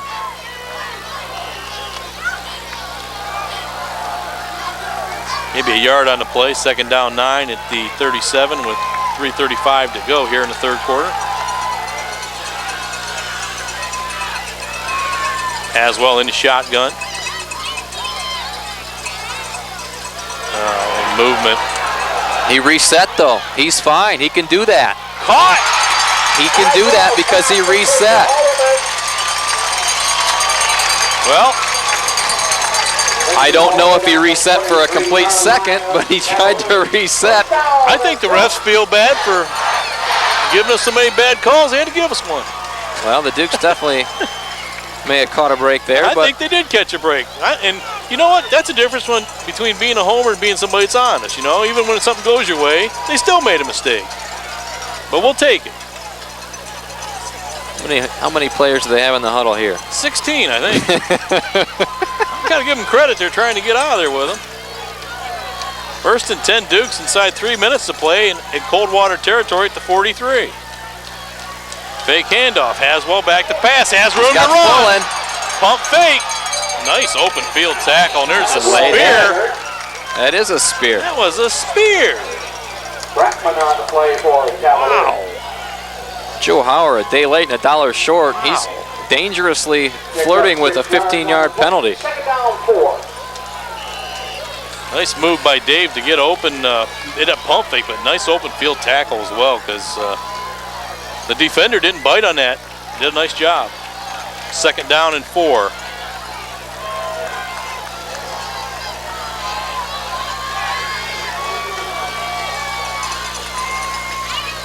Davis looking for a nice pancake out there. Davis, the ball carrier. Had a convoy of blockers. Good enough for the first down. I think Chris West lowered the boom on someone out there, Josh. Chris West is the biggest player on the Duke roster as far as both height and weight, except for Sam Hughes, who's the biggest guy in 3 counties. First and 10 Dukes at the Coldwater 31 inside 2 minutes to play, third quarter. Coldwater looks a little bit confused and befuddled right now. Yeah, we just got to take care of the ball right now. Wide open! Oh! Just tossed his finger. Dadgummit. What a great crowd reaction to that. Everyone in unison gave their Homer Simpson. Oh! Just missed. I like the play call, though. I do too. Go right after them. Right now they're scratching their heads. They don't know what's going on. Coldwater is hurting right now. Remember where this drive started from and where it should have started from. Exactly. Oh boy. Chris Davis stuck. He gets the football. Did well to get to the 30. Chris Davis on a carry. Didn't catch the defensive line napping there. No, 4-down territory. You have to get some good yardage here. I'd roll Dave out, give him the option to run or pass. Get the offensive line moving a little bit. But if I'm going to roll Dave out, I'm going to roll him right. You've got 2 receivers near side, Fullen split and Haldeman flanked. Blitz. Haswell looking, throws it, and once again. Haswell pass incomplete. Dave's missed high all night long. Brandon Fullen, a nice effort, but off the tip of his fingers. I'll tell you what, they're making them pay the price whether they catch it or not. That one just was overthrown. Big play right here for both squads. Hey, you get on the run there, and your velocity when you throw the ball, you just have to try and temper it down a little bit, Josh. And Dave is running out there on a full sprint, throws the ball, has just a little bit too much mustard on it. 4th down and 9 at the 30. Minute 3 to go, third quarter. Dukes will go for it. 3 receivers far side, 1 near side. And throw a fade to Fullen here. He's got man coverage. You got a one-on-one. I like the post. Here they come. There's your fade. Fullen's got him beat. Touchdown! Touchdown City. There's your call. Perfect call. First time all year I hit one. He didn't see that play. The defensive back was beating Brandon Fullen, getting a little payback, and the Dukes within 1 score. Now trailing 28-20, 58.6 to go in the third quarter as Drew Martin warms up for the PAT. What a drive, what a drive. Yeah, the nice return by Fullen, and it was negated by the holding penalty. Started back at around the 20-yard line. Martin's kick is up, and it's good. 58.6 to play, third quarter. The Dukes close within 7. It's 28-21. We're going to pause, and we'll be back with the kickoff. Herman Shreves has it teed up for the Dukes. Wellington ready to boot it away after a touchdown pass. Dave Haswell to Brandon Fullen, and the Dukes are within a touchdown at 28-21. Just under a minute to go here in the third quarter.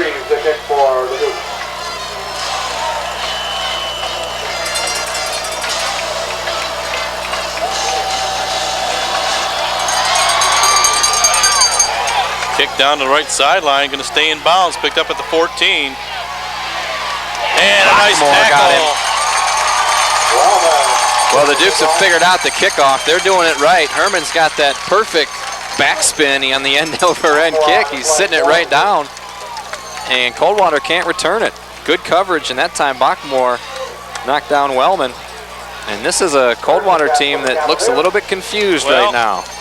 Offensively, they haven't been confused the entire night. That's the only problem. We've confused their defense a little bit. But Hoying has been up to the task every time we've scored, so we'll see what happens here.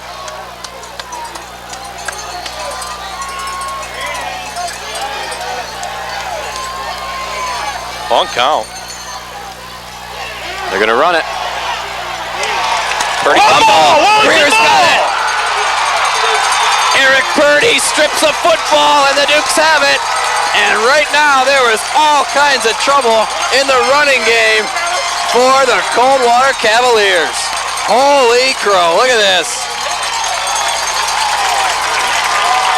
Steve Greer jumps on that pigskin, and boy, oh boy, Eric Purdy came to play tonight. A huge break for Wellington with 49.4 to go in the third quarter. Ball resting on the 21-yard line.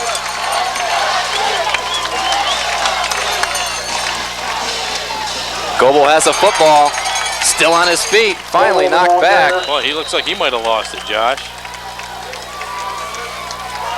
I think I broke my hand on the side of here when I was recovered that fall. Oh, the cheerleaders will throw you up a cast. They've thrown everything but the bench up here. A pair of crutches just came up our way. Dukes have the opportunity if they want to take it down, and I don't think they have to run another play. They blew the whistle at 24.4 seconds. I think they'll run it. I think they should. They've got Coldwater on their heels right now. It's been a big third quarter for Wellington. They've outscored Coldwater 14-7, and man-to-man coverage on the far side. Fullen. Second down 7 at the 23. Fake handoff. Haswell back. Run it. Steps up. Got room. Great block. Haswell's going in. Oh, knocked out of bounds. What a block. Whoa, baby. Barely got in. Well, that's the end of the third quarter. Gar Coles, your block of the night. The Dukes are alive and well. Thank you very much. They trail, but they're knocking at the door. We're going to pause for these commercial messages and be back with the fourth quarter.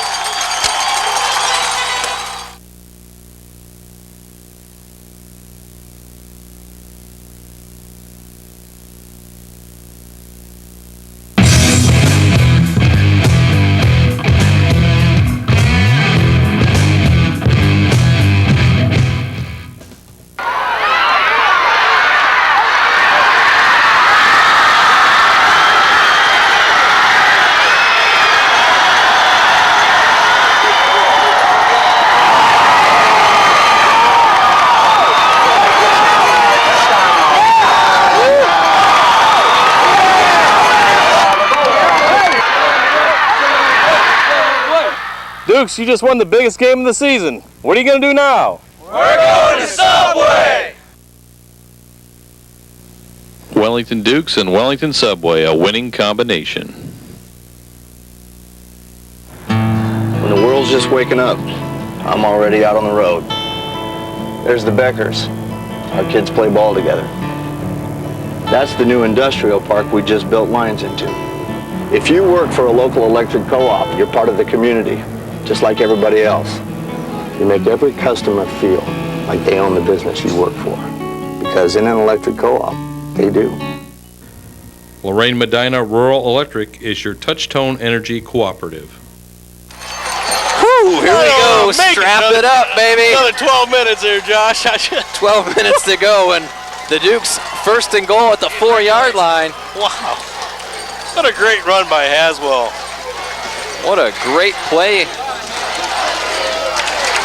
There's a lot of tired Coldwater boys over on the far side. First play of the fourth quarter, first and goal Wellington at the Coldwater 4-yard line.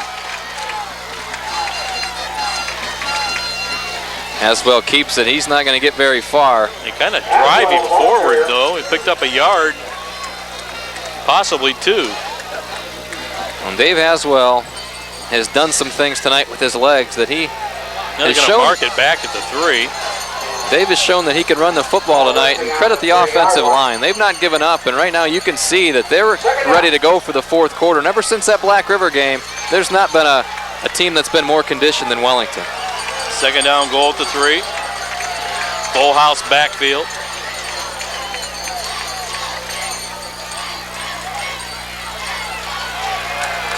Boy, they made a nice defensive play there. Davis, a stop, lost a yard.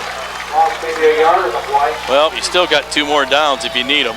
2 downs to get it. You got now 4 yards to go. loss of a yard on that play, and now 3rd and 4. Hey, you got to give Coldwater's defense some credit, Josh. They were reeling, and they come back with 2 real nice plays here to start the 4th quarter.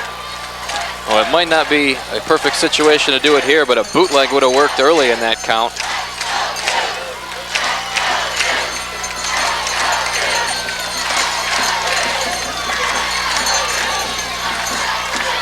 Haswell rolls out, turns it inside.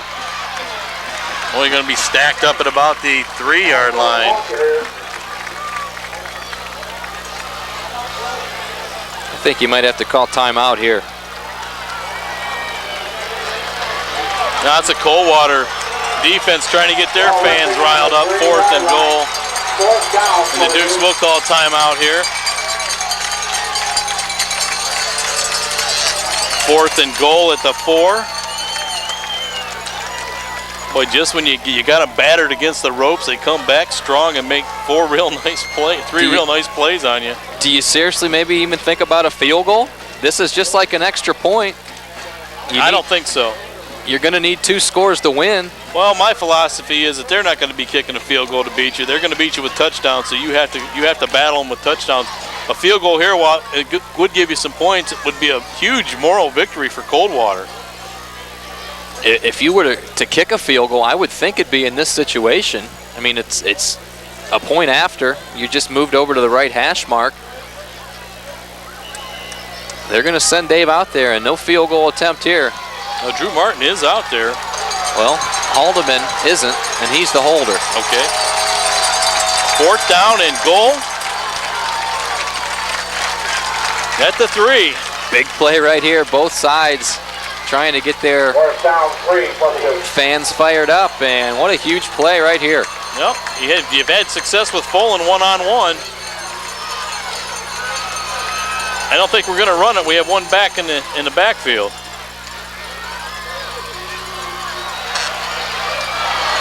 Overshoots just overthrows the intended receiver.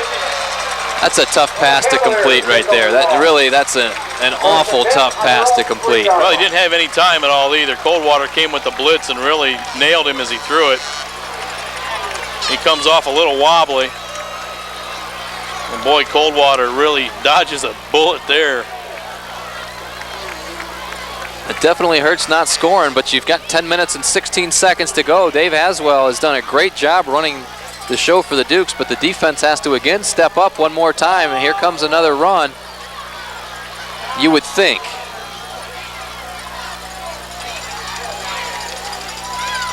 Yep. Maybe a yard.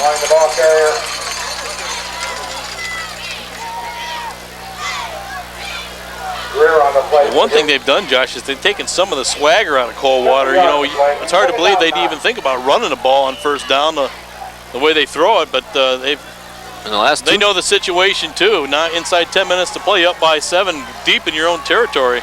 And the last 2 times they tried to run it, they fumbled. Now Fullen's matched up one-on-one, and this is the matchup they want. You need some help. I'm telling you, you're going to need help. Nope, hand off. Out to about the 8-yard line. And that again didn't look like a very clean exchange with the handoff to the running back. Well, when you're not accustomed to doing it, I imagine there's got to be some caution every time you do it. I think the back's getting to the football too quickly. Hoying's having a tough time getting it back there. Big 3rd down and 6 now for Coldwater at their own 7-yard line with 9:15 to play. The Dukes can hold them here and have an excellent chance to get the ball back in great field position. Easier said than done. Hoying in the shotgun. Got time. Now flushed by Jump. Has a man wide open out here. Gonna run for it. Get him. 1st down, but boy, all kinds of time. And again, where's the holding? Where's the holding? Got out to the 16-yard line. I think the coaches are just have. Oh, it's so much frustration. I know. They've got one holding call the entire night, and you can't. It's just hard to. Especially on a broken play. I can see on the 3-step drop, but on a broken play where the quarterback runs around for 5 minutes, somebody's not blocking legally. Well, 1st and 10, big 1st down pickup by Hoying. Shotgun again, hands it off. Shreves missed him. Sinkinson strings it out and finally knocked down by Brad Davis. Camp picked up nearly 5 yards on the play. Well, I talked to a couple of fans underneath the stands, and they said Coldwater wants no part of a running game. They don't want to run the football at all, and they're having to do it here in the fourth quarter, and they're tired right now. 8 minutes to go in the ball game. Dukes trail 28-21. Second down, 6. Need a stop.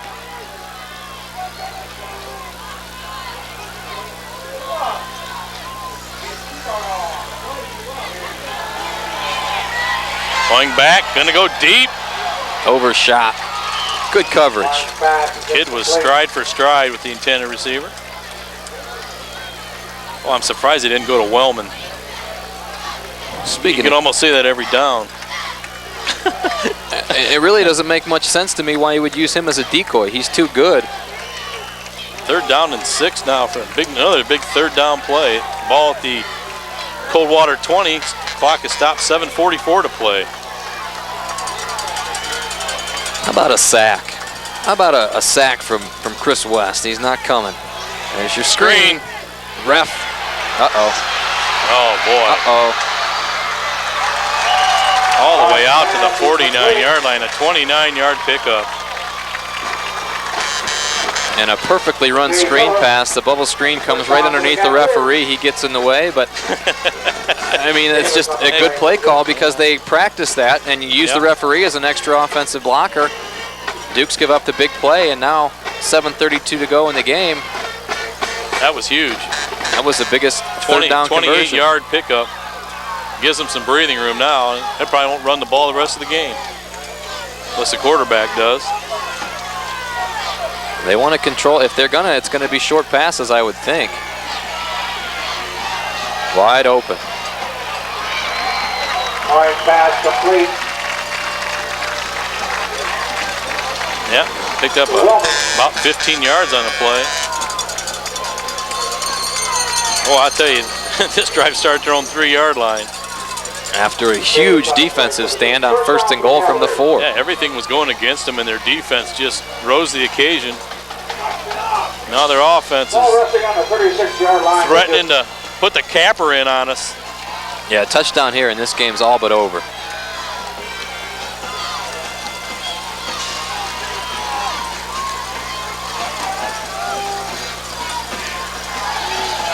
Going back, has some pressure, has a man wide open and overthrows him. Pass is incomplete. The Dukes are taking some chances, sending some guys and getting a little bit of pressure on Hoying. You can tell right now he's not as crisp. It's the fourth quarter, and he's been hit a few times, a little bit tired. In the first quarter, that's probably a touchdown, but it's the fourth quarter now. You got 7 minutes to go in the ball game, and 22 guys out there that are looking for the water bottle. Second down, 10.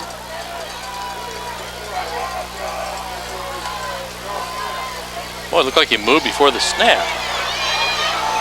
Throws it out. Nice diving attempt, but incomplete. Orange pass is incomplete. James Miller. Well, 3rd and 10. On the play for the Dukes. Gosh, Wellman, are you surprised he's not even, is he even out there? Well, I think he is out there, but they've gone completely away from him, and I have no idea why, unless maybe he's hurt.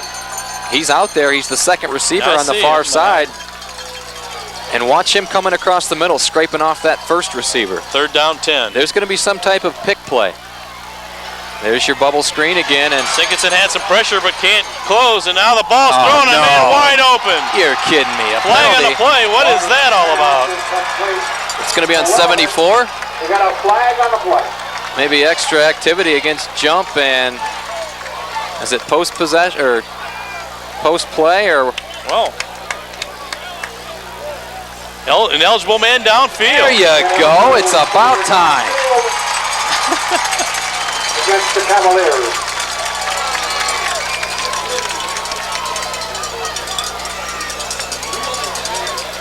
Well, that takes 7 points off, 6 points off the board. That's a huge penalty. Oh, yeah. Here's comes the stupidest thing I've ever seen. They're going to come over and ask them if they want to take the penalty.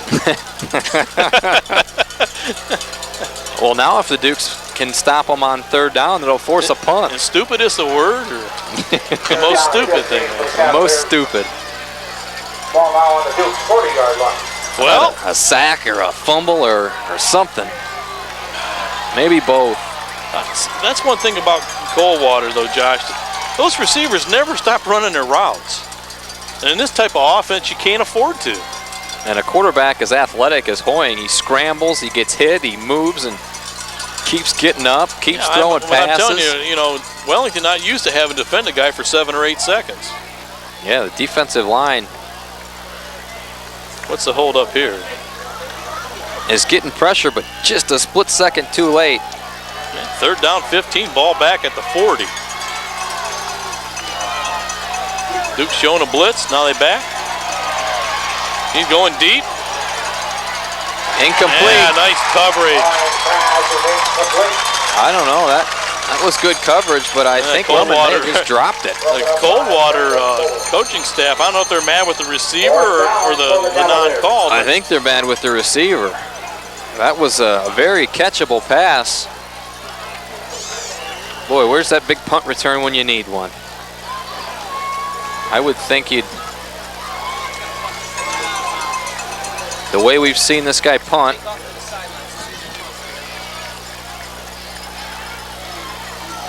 Coffin Nice corner, great moving punt. kick. Wow. Get in the end zone. Look at Get that. in the end Look zone. at that. Hit the pylons in the end zone. Touchback. Yes! I'm in the way. Boy, what almost a perfect punt. I'm in the way. The camera's showing. Boy, 6:32 to go. Buckle it up, fellas. Here we go. One more drive. Maybe Dukes can punch it in. Tie it up. Well, 80 yards away.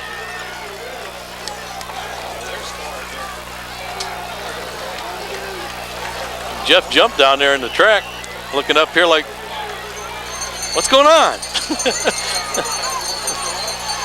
Okay, 1st and 10 Dukes, 6:32 to play in this one, trail by 7 at their own 20-yard line. Spread offense of their own. Haswell's going to the house. He's got Fullen. Oh, it's just interference. got a finger on it. Oh, I thought the defensive back grabbed him a little Just bit. got a finger on it. Boy.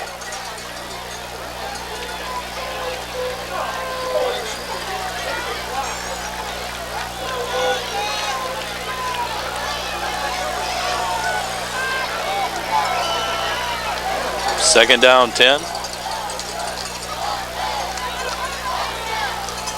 Drew Martin brings the play in. This has been a great game. No question about it. This is the best game that I've seen all season long.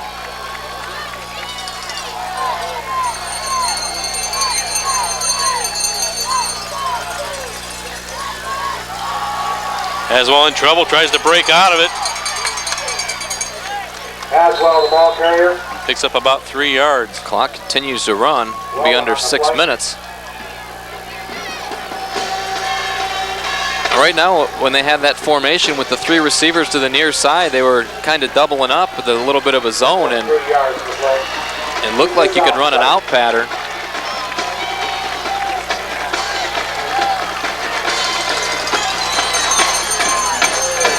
Well, you've got Garrett Haldeman on the near side. You got 3 one-on-one. 3rd down, 7. Haswell has time. Throws it. Got him!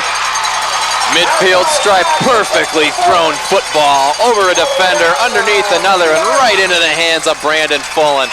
Good job by Goebel picking up the block, and the Dukes on the march, just shy of the midfield stripe. Wow, that was clutch. 5:36, they'll start the clock. Big 3rd down and 7 conversion for Wellington. Well, now it's a little bit of a different story, a taste of their own medicine. Brandon Fullen is kind of beating up Craig Wellman, where in the first half it was the other way around. Goebel gets knocked down right at the line of scrimmage. They've done an excellent job on 29 tonight. No gain on the play.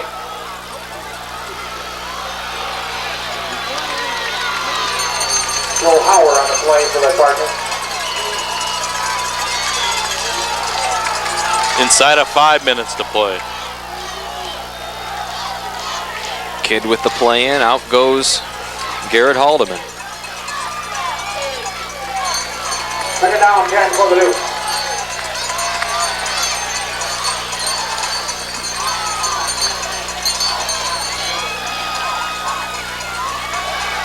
Pass caught in the flat. Fullen knocked down. Maybe 5 yards on the completion. Fullen. Pushes the ball to the Coldwater 46. Going to bring up third down and 5. Third down, 5.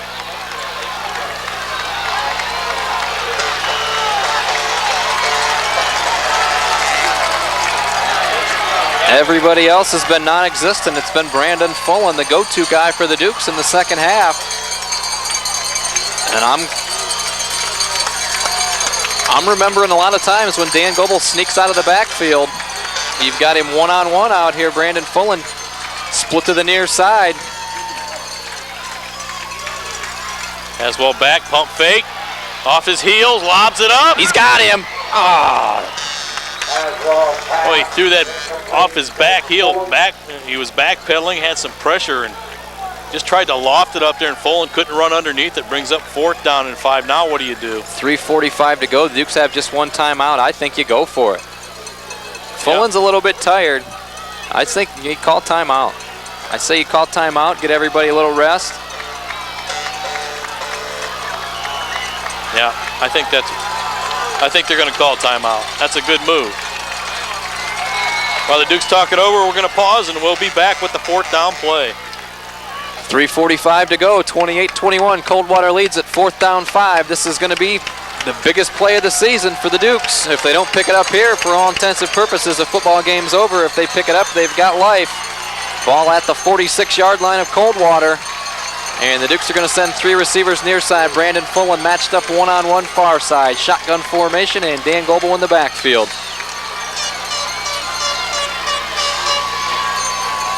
Blitz. He's got him wide open, Cody Kidd! He makes the catch! Wow, if he stands up, he's gone. What a big pickup on fourth down. I'm telling you what, Brandon Fullen's had a great game, but for my money, I throw to Cody Kidd every chance I can when you need a big catch.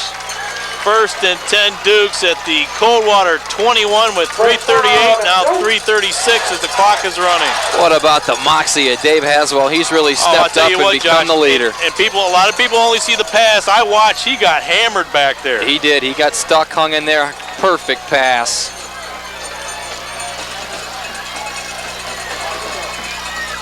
Davis. Big yards. It's down close to the 15-yard line. Woo. LaSalle's on the play for the Cavaliers.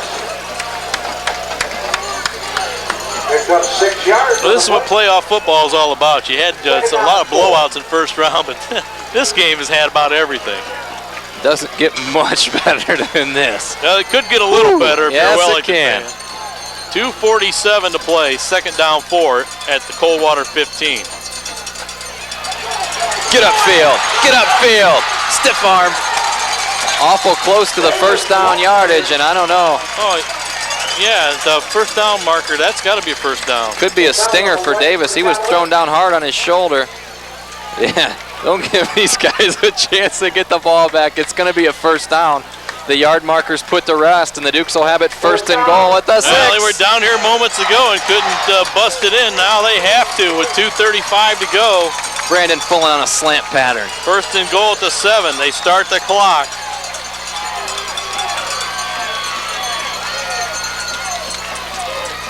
Fake handoff. Haswell rolls off his fingertips. He had Goebel wide open and just a little bit too tall. 2:23 to play, second down and goal at the 7.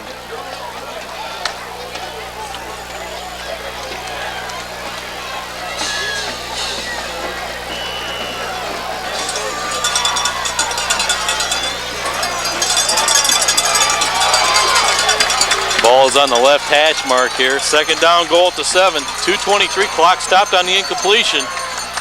Haldeman on the far side, as is. Pitch to Goebel, dropped it. Oh, doggone it. He falls down at the 10. Now you've got it 3rd and goal from the 10. Oh, that play looked like it was set up well. They had Haldeman come in motion to do a crack back, and it looked like he had room, and he just couldn't handle the pitch.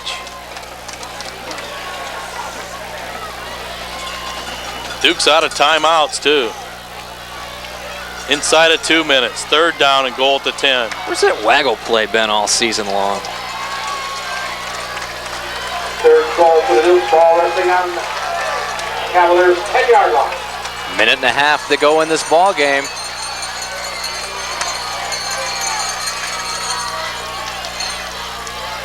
He's going to pass.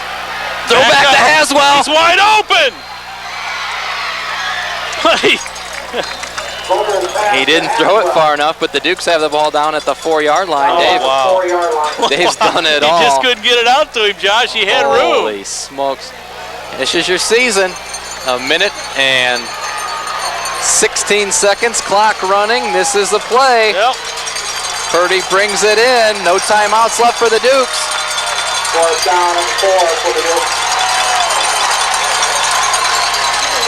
This is why you go to those two-a-days. You run all those sprints. 4th down and goal at the 4. 55 seconds to play. Dukes down by 7. Better hurry up. Haswell rolls out. He's got him again. Knocked away at the goal line. Boy. Holy smokes. Wow. What a great play. Well, all the naysayers will be put to bed, and I'm telling you what, this is a great football game that neither team deserves to lose, especially the Dukes. And unfortunately, unless they put the ball on the ground again, Coldwater's going to escape, and I mean escape. Yep.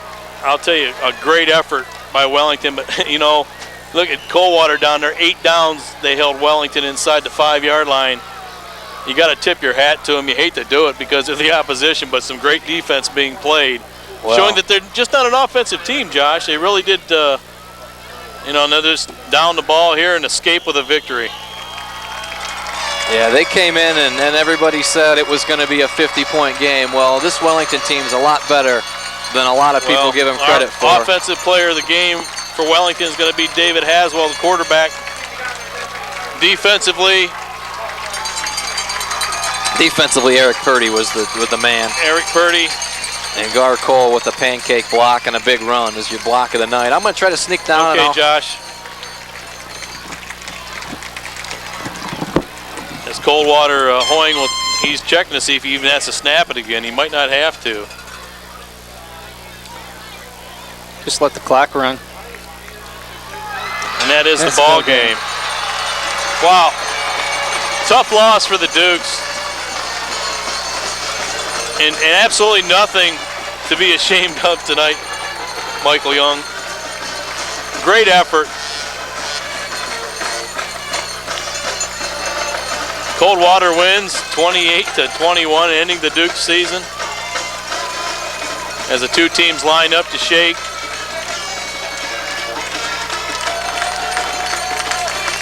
Oh, what a great ball game. Boy, they ever had everything you want. The Dukes had their chances. Oh, they did, Two times they got it down there. That's all you can ask for.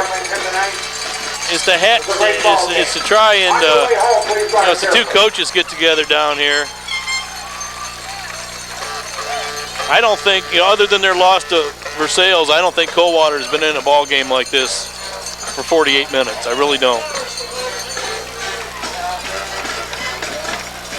And the season ends on a sour note, but you know what? That's the only thing wrong with the playoffs. I'll tell you what. Everybody is going to lose on. We're losing 12 great seniors tonight. We really are, but we got a lot of guys coming back next year, and just Dave Haswell's getting congratulations from all the coaches from Coldwater. That's a class move too. They're all coming up there and making sure they tell him he played a great game. He's just a junior. If that kid doesn't get all conference quarterback this year, there's something wrong with somebody.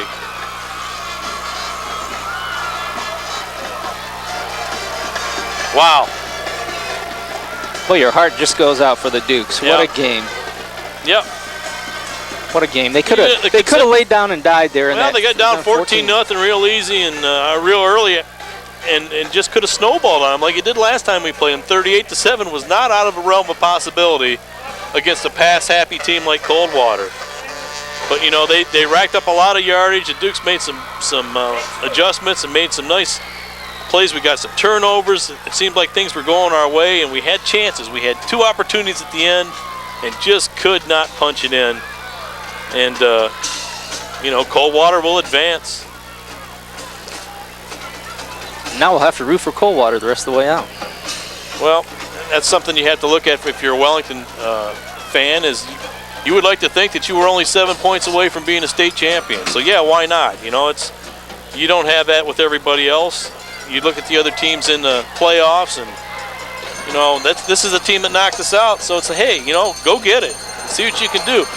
You know, personally, I don't think they have the running game to do it. If they run into some bad weather and they can't throw the ball, they might be in trouble. But I was impressed with their defense, Mike, especially at the end of the game. I think they were reeling. They were like, you liken it to a boxing match where they were staggered against the ropes and they just would not quit. And we threw everything we had. We threw in the the quarterback pass back to the quarterback and just couldn't get it done. But great effort tonight, and the Dukes, I think, did the community proud, really proud tonight in a losing effort, 28-21. Yep, that's going to wrap it up. Josh is going to get some interviews down on the field. You know, it's tough. It's going to be tough for them, but, you know, boy, you got to be proud of them. You really have to be proud of the effort tonight. I sure am. And I still go back to, you know, start out the season with 2 losses, and, you know, it looked like it was going to be a long year, and then the Dukes just turned their season around. And their hats are off to the coaching staff and the seniors on the team. It's a sad time for them as they lose the game, but they really made a ball game out of this, and the crowd was into it, and you couldn't ask for much more. And they represented well. They really represented the area, if you want to look at it from that standpoint. And great effort. Great effort for Matt Stoll's coaching staff. He looked at a ton of film this week, as you can imagine, and just a great effort. Just came up a little short tonight. So season's over, and the Dukes lose 28-21. Coldwater will advance, and Wellington, it's going to be wait till next year where they'll try and go for their 5th consecutive LCC championship, and hopefully we'll be back here again up here for week 11. Thanks to Michael Young, to Bob Schlenbaker down on the field, to Josh, done an outstanding job this year. A lot of rave reviews for the nephew. Jake with the stats. I'd like to thank everybody that's been with Channel 12 from the get-go here. It really takes a lot to get this done, and it's been a great season for the Dukes, and we're going to go down for some interviews with the players hopefully the players of the game will be interviewed, but Coach Stoll definitely will be. So we're going to wrap it up. This is Mark Baker signing off, reminding you that this has been a WGCC TV12 GLW Broadband Sports presentation. Now down to the field one last time. Coaches and kids gave it everything. It's just a tough pill to swallow to walk off the field knowing they got such a great group of seniors and leaders and players, and you know, we very could easily won that football game, and that's just a tough pill to swallow. Well, you talked about it all season long. Great group of seniors, 4 consecutive conference championships, and playoffs are always seem to be coming your way, and a great program, and we just really appreciate the time and effort you give us, and this is just a wonderful experience. Our kids, you know, I mean, we fought for respect all year. No one really, you know, expected it out of this group this year, and you know, it's one of the best football teams that I've ever coached as far as heart goes and what they needed to do out on the field, you know, and they gave it everything they had. You know, there wasn't a kid out. We had so many kids going both ways and running up and down the field trying to cover man for man and then still making big plays on offense, and, you know, just gave it everything. And you couldn't be prouder. You couldn't be more proud of a group of young men.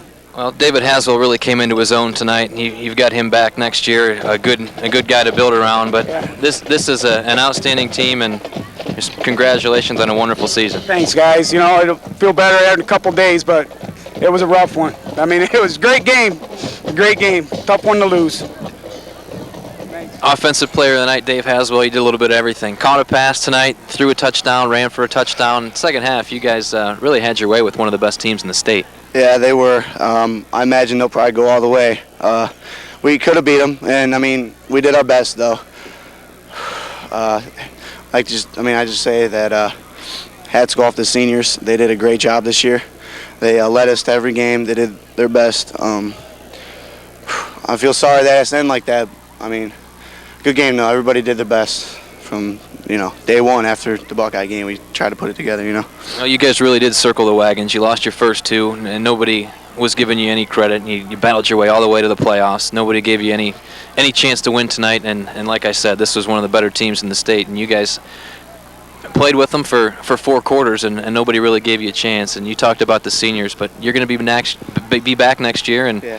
I guess that's a silver lining. Yeah, it's all going to be about the off season now. I mean, we got basketball, and then when track comes around, but it's going to be, you got to be working hard and lifting and coming out here a couple weeks and start throwing again. Just got to go at it. It's what we did last year, and we know what it takes now, so that's always a plus. Well, congratulations. You had a great season, and good luck in the future to you.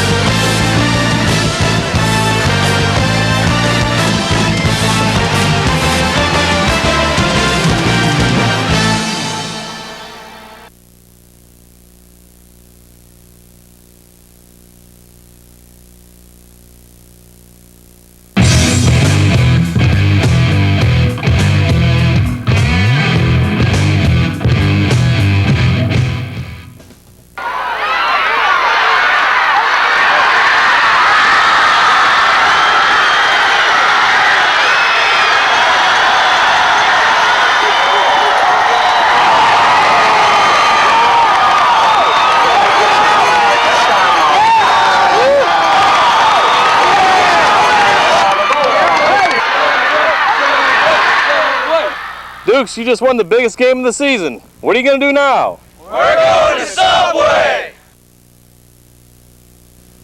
Wellington Dukes and Wellington Subway, a winning combination.